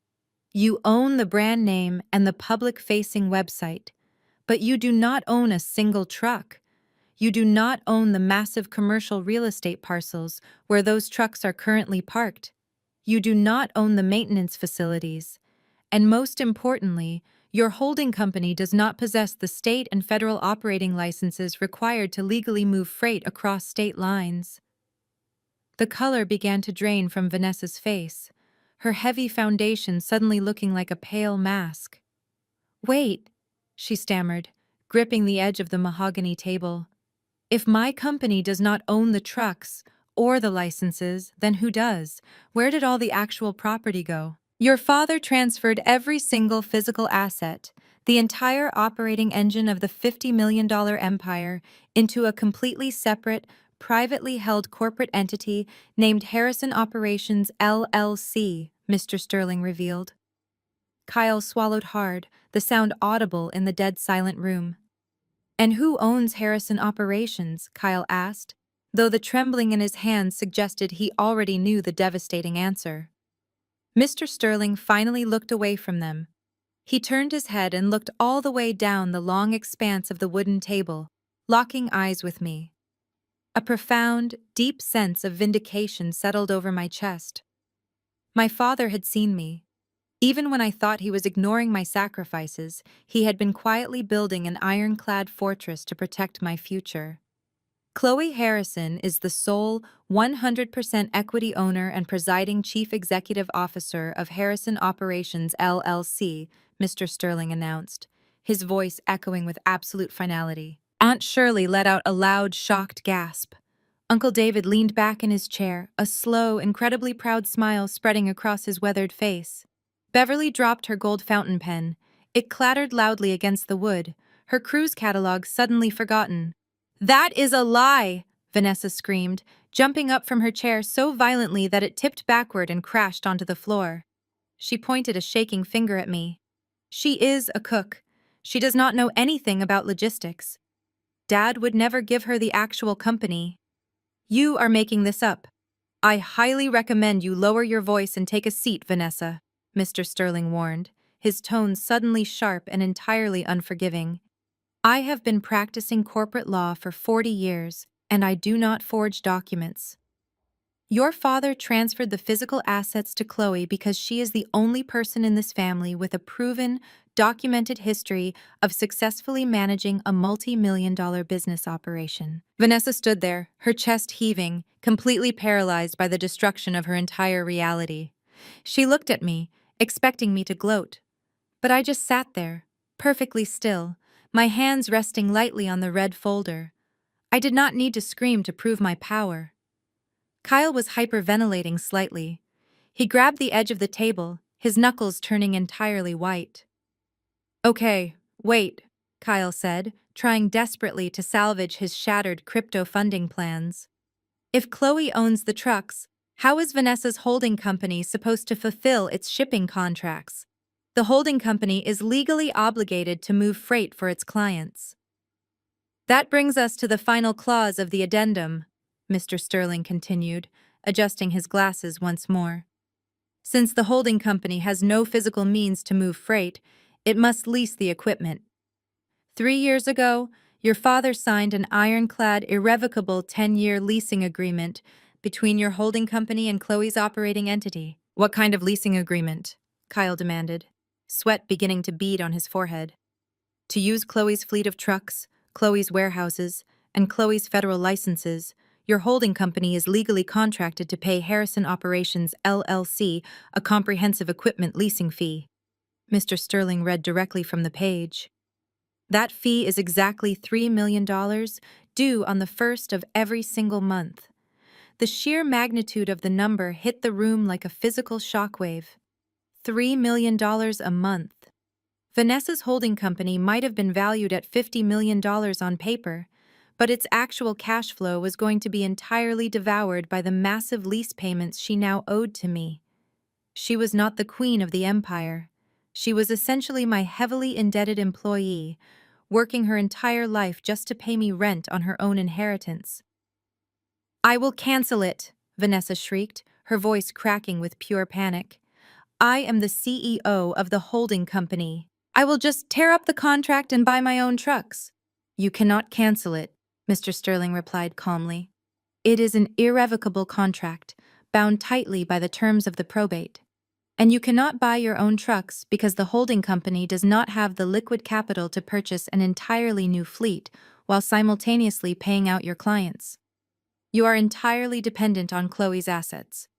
Then we will just default, Kyle snapped, trying to sound tough but completely failing to hide his rising terror. We will refuse to pay her. Let her try to sue us. We will drag it out in court for a decade until her operating company goes bankrupt from legal fees.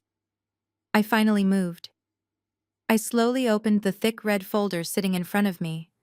I pulled out a single sheet of heavily embossed paper and slid it straight down the long, polished mahogany table.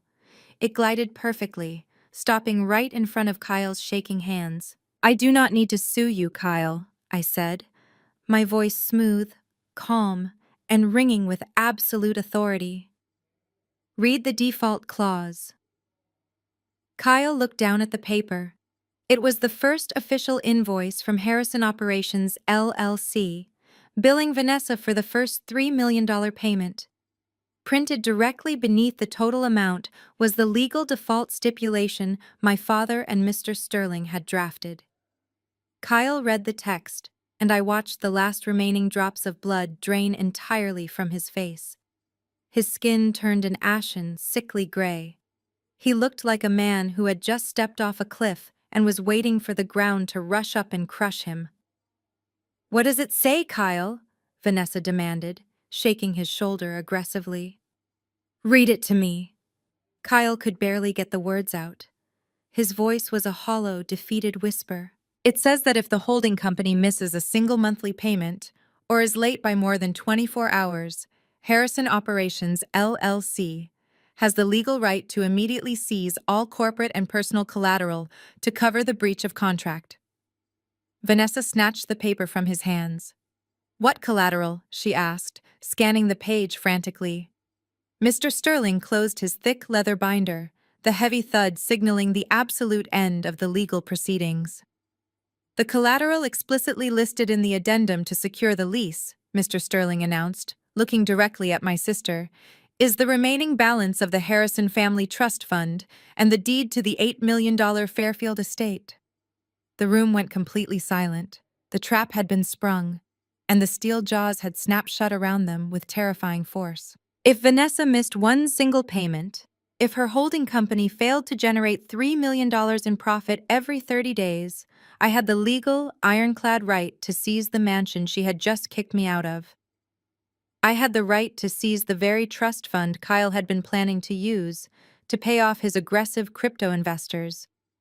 They were entirely at my mercy. I looked at my sister, who was staring at the paper with wide, terrified eyes. She finally realized the absolute truth. My father had not left her an empire. He had left her a gilded cage, and he had given me the only key. The heavy silence in Mr. Sterling's office felt completely different now. Just 10 minutes ago, the quiet had been filled with my sister's suffocating arrogance and my brother-in-law's smug superiority. Now the silence was thick with their absolute, unadulterated terror. Vanessa was staring at the default clause printed on the paper Kyle had dropped, her eyes wide and unblinking. She was holding her breath, as if making a single sound might trigger the complete collapse of her stolen empire. I did not let them sit in that fragile quiet for long. I reached back into my thick red folder. I pulled out a second document, printed on heavy watermarked corporate stationery. It was flawless, legally binding, and completely merciless. With a steady hand, I placed it flat on the polished mahogany wood and slid it firmly down the center of the long table. It glided past Aunt Shirley and Uncle David, sliding right past Mr. Sterling's leather binder, and came to a perfect stop directly in front of Vanessa. "That is your first official invoice," I said, my voice cutting through the tension like a newly sharpened chef knife. "It is fully prorated for the month, effective the exact moment Mr. Sterling concluded the reading of the will. $3 million, payable immediately to Harrison Operations LLC. You can write a check, or you can authorize a direct wire transfer. I strongly suggest the wire transfer, because if a check bounces, I will seize the mansion by Monday morning." Vanessa looked down at the pristine piece of paper as if it were a live grenade resting on the table. Her perfectly manicured hands began to tremble. She looked at Kyle, but Kyle was completely paralyzed.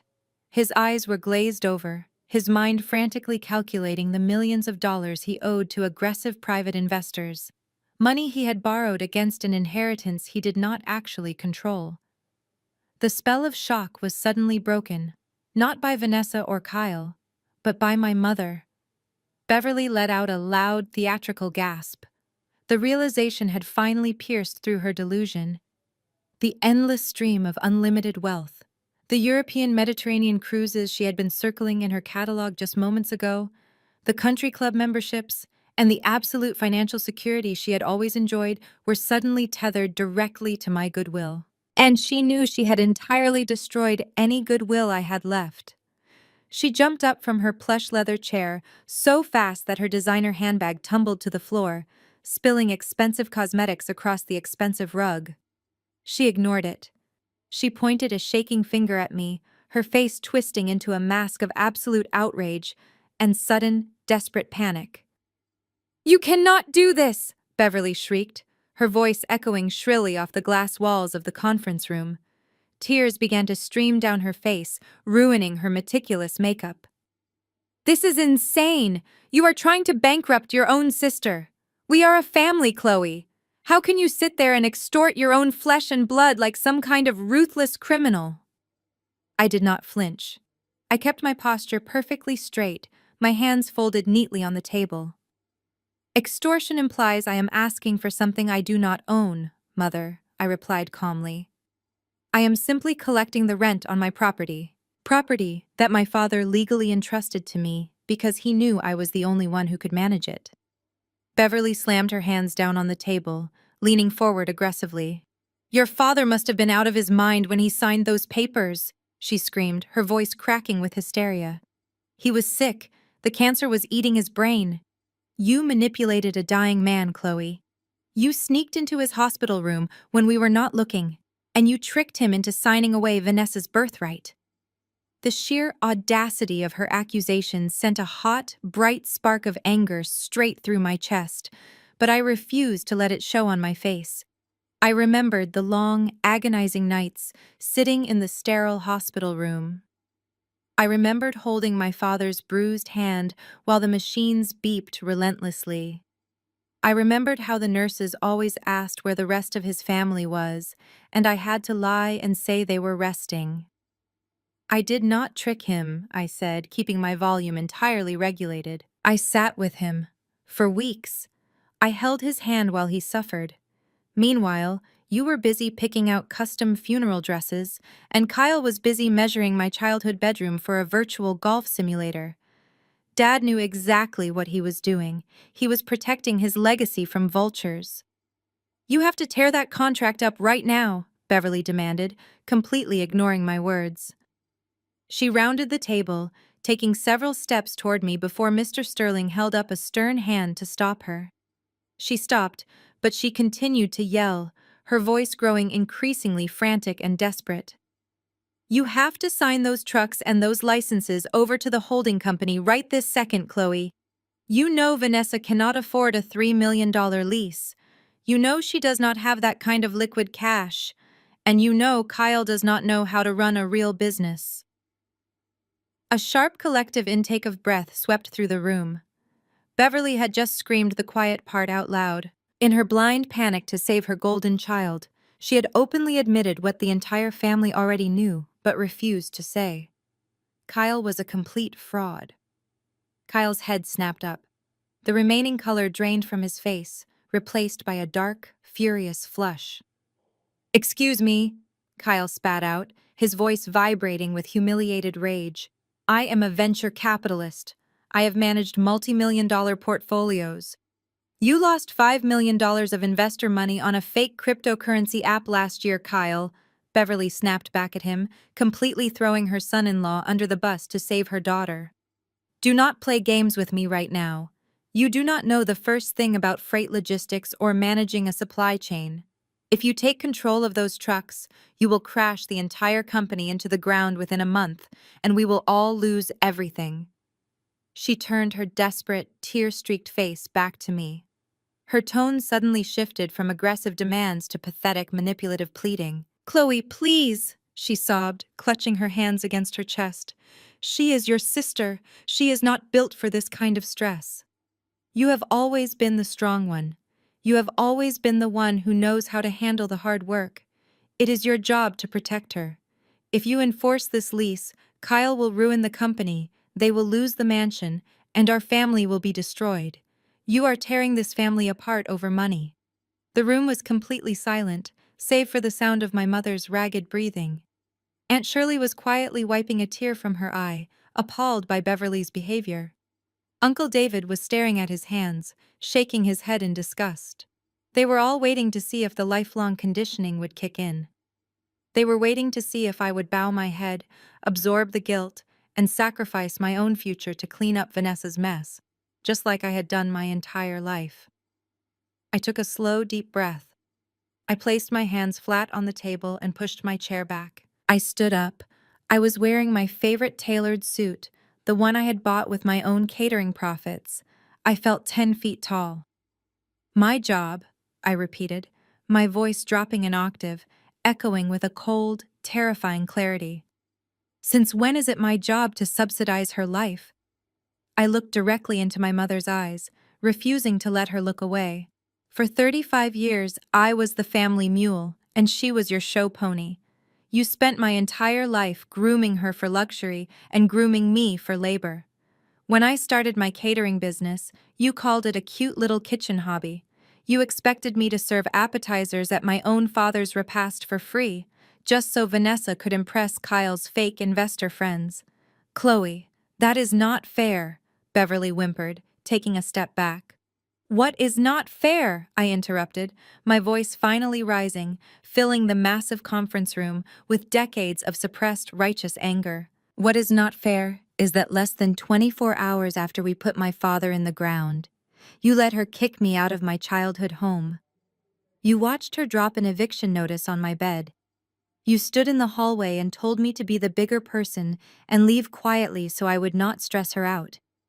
You watched Kyle walk into my commercial kitchen 2 days ago with a fake legal document, trying to illegally seize the only thing I have ever built for myself.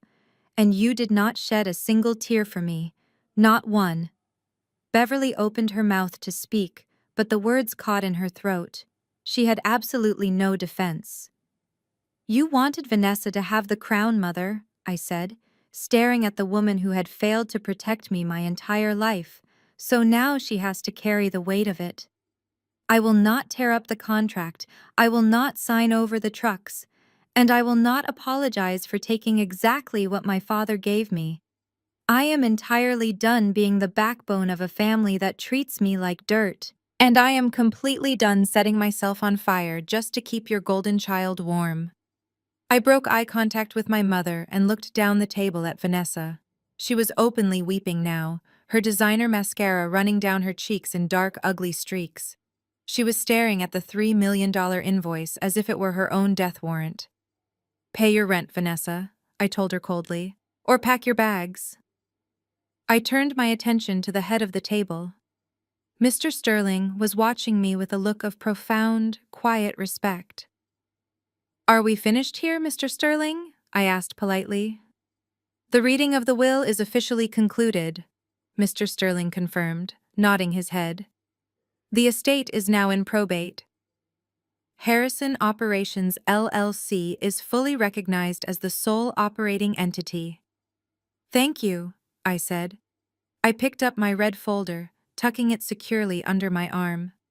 I gave a small, respectful nod to Aunt Shirley and Uncle David, who both offered me incredibly proud, supportive smiles. I did not look back at my mother, my sister, or my brother-in-law. I turned and walked out of the conference room. My heels clicked sharply against the hardwood floor, a steady rhythm of absolute victory. I pushed open the heavy mahogany double doors and walked out into the bright, sunlit reception area. I had won the battle, but I knew the war was not entirely over yet. Kyle was a desperate, cornered animal. The moment I left that building, he was going to realize that his crypto investors were going to demand the money he no longer had. The dominoes were fully set up, and I had just tipped the first one over. Now, All I had to do was step back and watch their entire stolen world come crashing down. 3 days passed since the reading of the will. While my sister and her husband were trapped in the wreckage of their own greed, I was busy doing what I had done my entire adult life. I went back to work. The 500-person corporate gala we catered that weekend was an absolute triumph. My staff executed the menu flawlessly, the tech executives were thrilled, and we secured a massive 2-year retainer contract before the dessert plates were even cleared. It was Monday morning, and I was sitting at the heavy mahogany desk in my office, sipping a hot cup of black coffee. The sun was streaming through the glass walls, catching the steam rising from my mug. I was reviewing the final architectural blueprints for my new flagship event space, a multi-million-dollar venue I was launching entirely under my own name. I felt a profound sense of peace. The heavy, suffocating shadow of my family's expectations had finally been lifted. I was no longer the scapegoat, and I was no longer the family mule. I was the architect of my own empire. The red emergency line on my desk began to ring, breaking the quiet concentration of the morning. I reached over and picked up the receiver. It was Richard, the senior branch manager at my commercial bank. Just a few days ago, he had called this exact line to tell me Kyle had fraudulently frozen my business accounts. Today, his tone was completely different. He did not sound apologetic or tense. He sounded almost breathless with disbelief. "Chloe," Richard said, his voice dropping to a low conspiratorial whisper. "I know I am technically crossing a professional line by calling you about this, but given what your brother-in-law tried to do to you last week, I thought you deserved to hear the news directly from me before it hits the local financial blogs." I leaned back in my leather chair, taking a slow sip of my coffee. "I am listening, Richard. What did Kyle do this time?" Richard let out a sharp sigh that sounded a lot like a suppressed laugh. "The word on the street is that your brother-in-law is in massive, catastrophic financial trouble. Over the weekend, the dominoes completely collapsed on his new tech startup." I set my coffee mug down. Kyle's tech startup was always a running joke in our family, a vague, undefined cryptocurrency venture that he used to justify his expensive suits and endless networking lunches. But I never realized the actual scale of his delusion until Richard started explaining the details. "It turns out," Richard continued, "Kyle has been aggressively borrowing money from some very dangerous, unregulated private equity investors. Shadow bankers. The kind of guys who do not send polite collection letters when you miss a payment. He took out close to $10 million in short-term, high-interest loans to cover his failing crypto bets." "How did he secure a $10 million loan?" I asked, my brow furrowing in confusion. "Kyle does not own anything of value. His last 3 companies filed for bankruptcy." "That is the absolute kicker," Richard replied. "He leveraged Vanessa's inheritance. Weeks before your father even passed away, Kyle was telling these aggressive investors that his wife was the sole heir to the Harrison Logistics Holding Company. He used the estimated $50 million valuation of the estate as collateral to secure the cash. He promised the investors that the moment the will was read, he would liquidate a portion of the company's assets to pay them back with massive interest." A cold, sharp laugh escaped my lips. Kyle had actually spent Vanessa's inheritance before she even officially received it. He was playing a massive, high-stakes shell game with money he did not even control. "But then Friday happened," Richard said, his voice laced with absolute vindication. The reading of the will became public record. The investors had their legal teams do a deep dive into the probate filings over the weekend. They discovered Mr. Sterling's addendum.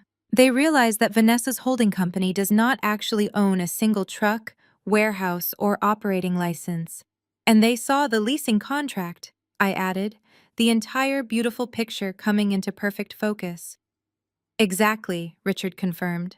"They saw that the holding company is legally bound to pay your operating entity $3 million a month just to keep the lights on.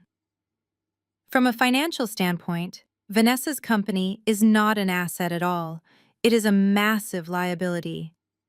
The collateral Kyle used to secure those $10 million is essentially worthless paper. I looked out through the glass walls of my office, watching my prep cooks methodically chop vegetables for the afternoon lunch rush. My father's genius was absolutely staggering. He knew exactly what Kyle was capable of. He knew Kyle would try to bleed the company dry to fund his own ego. By stripping the holding company of its physical assets, my father had not just protected the family legacy, he had built a trap, and Kyle had walked right into it with his eyes wide open. So what happens now? I asked, though I already knew the answer. The investors panicked, Richard explained. When you are dealing with shadow equity, they do not wait for court dates. They enacted the penalty clauses in Kyle's loan agreements immediately. First thing this morning, they filed aggressive liens against every single asset tied to Kyle and Vanessa's names. Their personal checking accounts, their joint savings, their investment portfolios. Every single dime they have access to has been completely frozen. Karma is a shockingly efficient worker. Just 5 days ago, Kyle had strutted into my commercial kitchen, waving a fake legal document and threatening to starve me out by freezing my accounts. He had mocked me, telling me to enjoy my minimum wage life.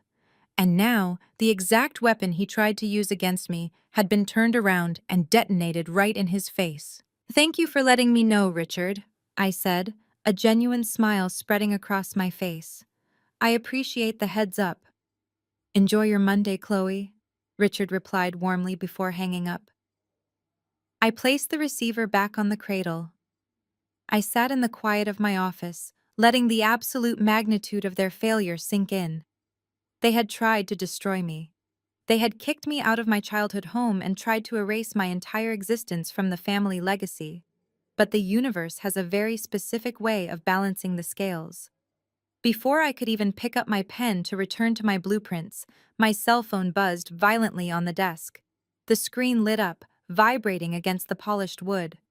The caller ID displayed my mother's name, Beverly. I did not answer it. I had absolutely nothing left to say to the woman who had stood by and watched her golden child try to ruin my life. I let the phone vibrate until it finally went to voicemail. A minute later, a small notification popped up on the screen indicating she had left an audio message. I reached over, unlocked the phone, and pressed play on the voicemail. I put the phone on speaker and set it down on the desk. "Chloe!" Beverly's voice screamed through the small speaker.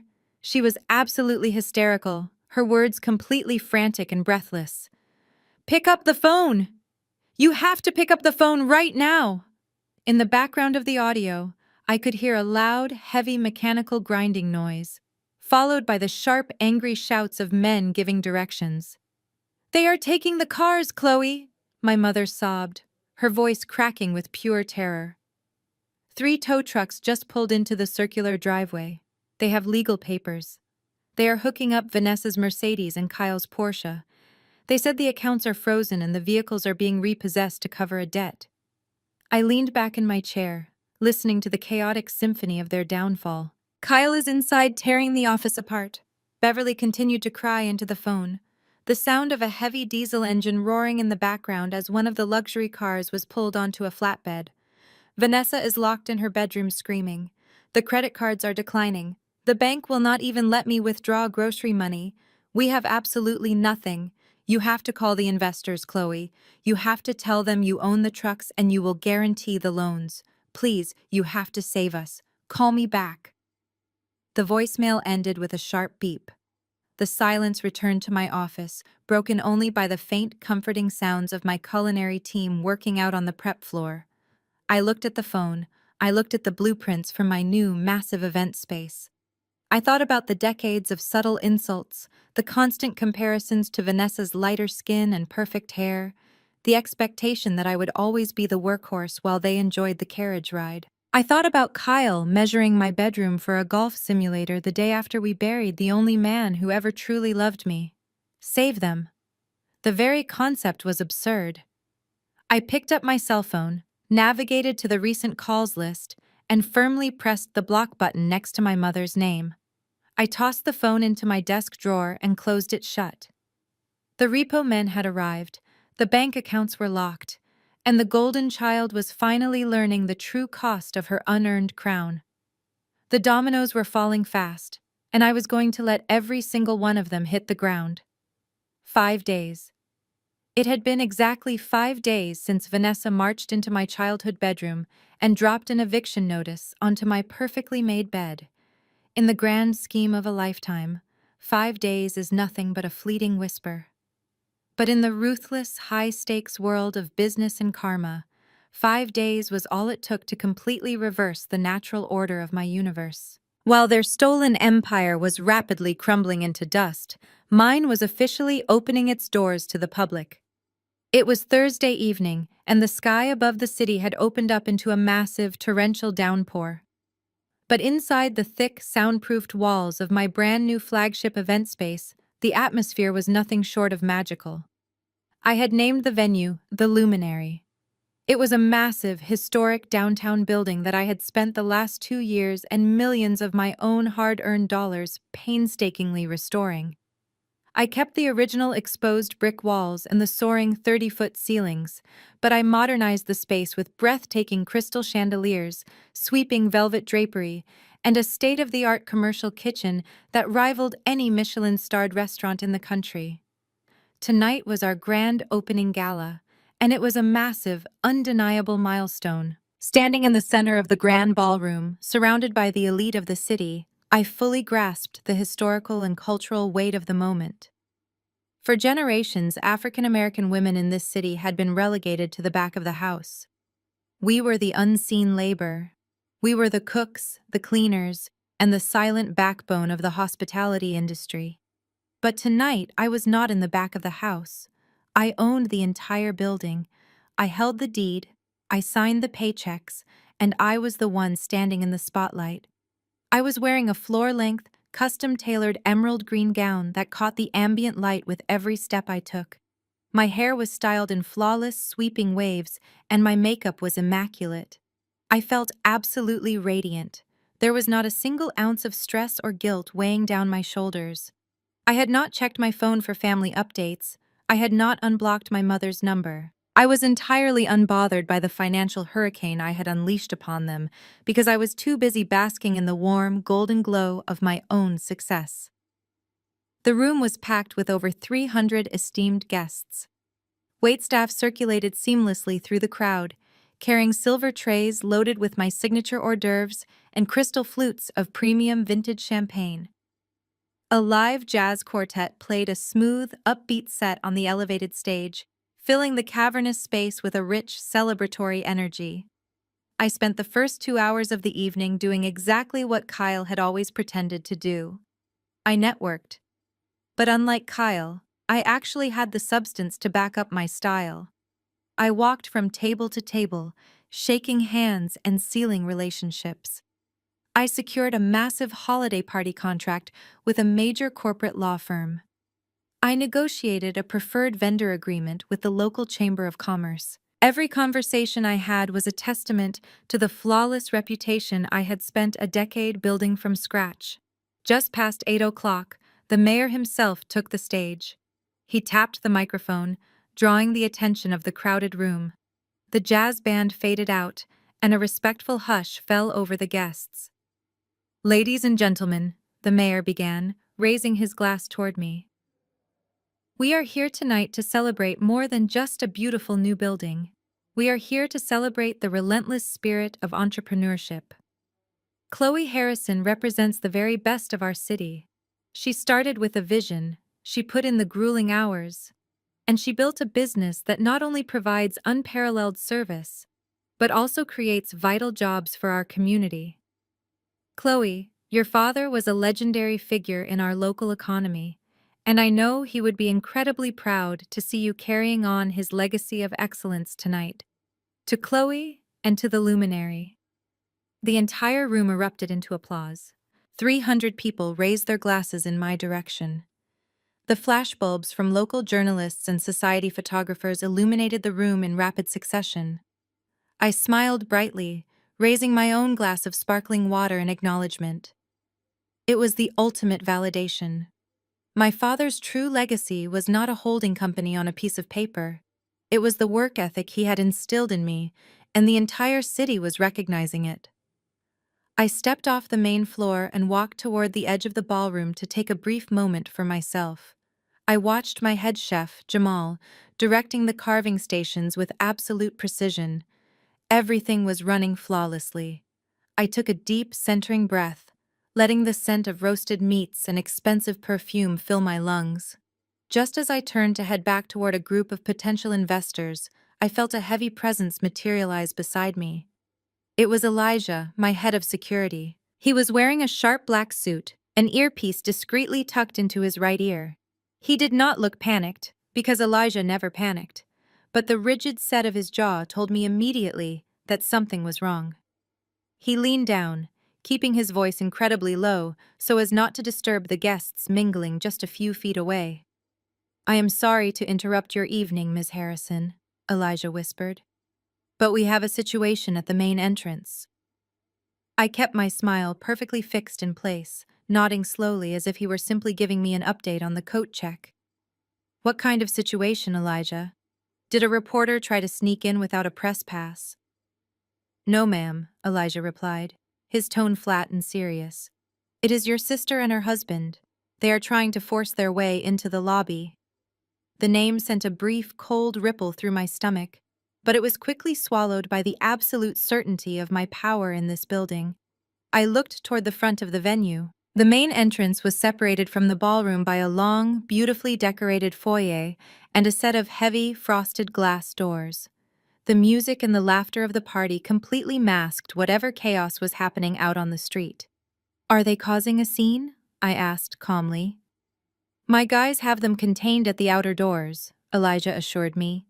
"They bypassed the street-level valet barricade, but we stopped them before they could get into the actual lobby. The husband is doing a lot of yelling, claiming he is an owner. The wife is just crying.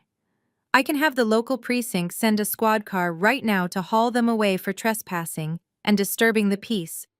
Just give me the word." Having them arrested in front of the local press corps on the night of my grand opening would certainly be a fitting end to their disastrous week. It would be the ultimate public humiliation. But sending them away in the back of a police cruiser felt too easy. It would allow them to play the victims of a misunderstanding. I needed them to look me in the eye. I needed them to see exactly what they had thrown away when they handed me that eviction notice. "Hold off on the police, Elijah," I instructed smoothly. "I will handle this. Keep the inner lobby doors locked so the guests do not see anything." "Yes, ma'am," Elijah said, stepping back to escort me. I set my glass down on a passing waiter's tray and began the long walk across the venue. I did not rush. I took my time, my emerald gown gliding elegantly over the polished hardwood floors. I smiled and nodded at guests as I passed, projecting an aura of complete, unbothered control. I walked through the heavy, frosted glass doors, leaving the warmth and the jazz music of the ballroom behind me. I stepped into the grand entrance foyer. The space was quiet, lit by soft wall sconces. At the far end of the foyer were the massive floor-to-ceiling clear glass doors that opened directly out onto the city street. The visual contrast between my world and theirs was staggering. Inside, the air was climate-controlled, smelling of fresh floral arrangements and success. Outside, the storm was raging. The rain was coming down in thick, violent sheets, bouncing off the concrete sidewalks and flooding the gutters. Standing right on the other side of my glass doors, completely exposed to the brutal elements, were Vanessa and Kyle. I stopped a few feet away from the glass, just watching them for a moment. They looked absolutely wrecked. This was not the arrogant, designer-clad couple that had strutted into Mr. Sterling's law office just days ago. The repo men, the frozen accounts, and the sheer terror of absolute financial ruin had aged them both 10 years in the span of a single weekend. Vanessa was shivering violently. She was wearing a pair of expensive sweatpants and a silk blouse, completely inappropriate for the weather, with a beige trench coat hastily thrown over her shoulders. Her perfectly maintained blonde hair was plastered to her skull in wet, heavy strands. The designer mascara she always wore like war paint was running down her cheeks in dark, muddy rivers. She looked incredibly small, fragile, and utterly defeated. Kyle looked even worse. He was wearing the same suit he had worn when Elijah threw him into the alleyway at my commercial kitchen. It was stained and rumpled. He was soaked to the bone, his tie hanging loosely around his neck. He was aggressively gripping the brass handles of the locked glass doors, rattling them in a futile attempt to get inside. He was shouting something at the two massive security guards standing on the other side of the glass, his face contorted in desperate panic. But the thick soundproofing blocked his voice entirely. They were drowning. And they had come to the very woman they tried to destroy, begging for a life raft. I took one final deep breath, signaling Elijah to unlock the heavy glass doors. It was time to step out into the rain and finish this. Elijah pulled the heavy glass door open, and I stepped out into the covered entryway. The sudden drop in temperature hit me instantly. The humid, freezing wind whipped across the concrete, carrying the smell of wet asphalt and city rain. Behind me, the muffled, joyful sounds of the jazz quartet continued to play. In front of me, the absolute destruction of my family was on full display. Vanessa saw me first. She let out a loud, pathetic gasp, completely abandoning whatever shred of dignity she had left. She pushed past the two security guards, who looked to Elijah for the signal. Elijah gave a subtle nod, allowing them to step back just enough to let her approach the edge of the awning. "Chloe," Vanessa sobbed, her voice cracking over the sound of the torrential rain. "Oh my God, Chloe, please, you have to help us. You have to stop this." She stood shivering in the cold, her beige trench coat soaked through, her expensive silk blouse clinging to her skin. The woman who had told me I was nothing, the woman who had smirked as I packed my bags, was now weeping uncontrollably. "They took the cars," Vanessa cried, wrapping her arms around herself. "The bank froze every single account. The credit cards are declining. Kyle's investors are threatening him. They said if we do not wire the money by tomorrow morning, they are going to take the house. They are going to take Dad's house, Chloe. You have to tear up the lease. Sign the trucks back over to the holding company. Please, I will put you on the executive board. I will give you whatever you want. Just save us." I looked from my sister to my brother-in-law. Kyle was standing just a few feet behind her, entirely exposed to the downpour. His hair was plastered to his forehead. The expensive tailored suit he had worn to intimidate me in my commercial kitchen was completely ruined, heavy with rain and street grime. He looked at me, his eyes wide with a frantic, animalistic terror. The shadow bankers he had borrowed millions from were not the kind of people who accepted apologies or forged legal documents. They wanted their money, and Kyle finally realized he was entirely powerless to give it to them. Kyle slowly walked forward. He stopped right at the edge of the covered entryway, looking down at the wet concrete. And then, the man who had mocked my father's legacy, the man who had told me to pack my little cooking pots, slowly dropped to his knees. The sound of his knees hitting the wet pavement echoed loudly over the rain. He knelt right there in the puddles, the dirty water soaking right through the fabric of his trousers. "I am sorry," Kyle said, his voice entirely broken. "I was wrong, Chloe. I was so incredibly wrong. I should never have spoken to you that way. I should never have come to your kitchen. I am begging you. If you enforce that default clause, I am going to go to prison. They are going to destroy me. Please, Chloe. You are family. Have mercy." I stood there in my emerald green gown, completely dry, completely safe, and completely untouched by their storm. I looked down at them, absorbing the absolute irreversible shift in the power dynamic. Just a few days ago, they had stood in my childhood bedroom and demanded I leave. They had expected me to cry. They had expected me to shrink. But standing here now, looking at them begging on the wet concrete, I realized something incredibly profound. I felt absolutely zero pity. I did not feel the need to yell at them. I did not feel the need to gloat or scream about how unfair they had been. Anger requires energy, and I was entirely done spending my energy on people who only saw my value when they needed to exploit it. They had dug this grave with their own greed, and now they were terrified of the dirt. I kept my face perfectly neutral. I turned my head slightly and looked over my shoulder. My executive assistant, Kendra, was standing just inside the glass doors, watching the scene unfold. I caught her eye and gave her a small, deliberate nod. Kendra immediately pushed open the door and stepped out into the cold. She was holding a silver clipboard with a pen securely attached to the clip. She handed it to me without saying a word and stepped back inside. I looked back down at my sister. I held the clipboard out toward her. Vanessa stopped sobbing for a fraction of a second. She stared at the clipboard, her mascara-stained eyes blinking in confusion. "What is this?" she whispered, her hands shaking as she reached out to take it. "Are these the release forms? Are you canceling the lease?" I looked her dead in the eye. My voice was smooth, completely devoid of emotion and chillingly calm. "It is an application," I told her. "It is a blank job application for a dishwasher position at my catering company." Vanessa gasped, as if I had just slapped her across the face. She looked down at the standard employment form clipped to the board, the reality of the insult washing over her. Kyle let out a pathetic, choked sound from his spot on the wet pavement. "I do not do handouts, Vanessa," I said, delivering the final fatal blow to her stolen crown. "But I do pay minimum wage. Take it, or leave my property."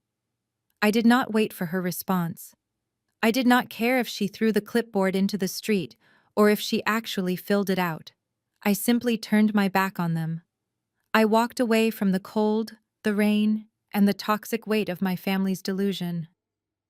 Elijah opened the heavy glass door for me, and I stepped back into the warm, golden light of my grand opening. The jazz music swelled, washing away the sound of the storm outside. I walked back into my ballroom, back to my clients, my staff, and the empire I had built with my own 2 hands. The aftermath of that night was swift and entirely merciless. By Monday morning, the shadow investors executed their liens. They seized the $8 million Fairfield estate, forcing Vanessa and Beverly to pack their designer bags and vacate the premises immediately. Because Kyle had fraudulently misrepresented the estate's assets to secure those loans, the federal authorities got involved. Just 3 weeks later, Kyle was officially indicted on multiple counts of wire fraud and grand larceny. He is currently awaiting trial, facing up to 15 years in federal prison. Vanessa, entirely stripped of her holding company and her inherited wealth, filed for a messy, highly publicized divorce. With absolutely nowhere else to go, she moved into a cramped 2-bedroom apartment with our mother. Beverly had to sell off her extensive collection of designer handbags and cancel all her European cruises just to afford the security deposit. The golden child and her ultimate enabler were finally stuck together, forced to live in the exact reality they had spent their entire lives trying to avoid. They have not called me since that night in the rain, and I have never once reached out to them. As for me, I am sitting at the head of a massive mahogany table in the boardroom of my newly expanded corporate headquarters. Harrison Operations, LLC, has doubled its fleet of trucks in the last 6 months, and the luminary is booked solid for the next 2 years. I protected my father's true legacy, but more importantly, I protected my own peace. I broke the generational curse of the black tax in our family, and I built a life of absolute, unshakable financial freedom. If you are watching this right now, and you are the scapegoat of your family, I want you to listen to me very carefully. You do not owe your success to the people who mistreated you while you were building it. Setting boundaries is not a betrayal. It is an act of survival. Let them call you selfish. Let them call you bitter. Because the absolute sweetest revenge you will ever get is massive, entirely unbothered success. Thank you so much for watching my story. If you have ever had to cut ties with toxic family members to protect your peace and your purpose, please hit the like button and subscribe to the channel. Let me know in the comments below how you handled the guilt trips and the gaslighting. Share this video with someone who might need a reminder today that their worth is not determined by how their family treats them. Keep building your empire, keep protecting your peace, and I will see you in the next video.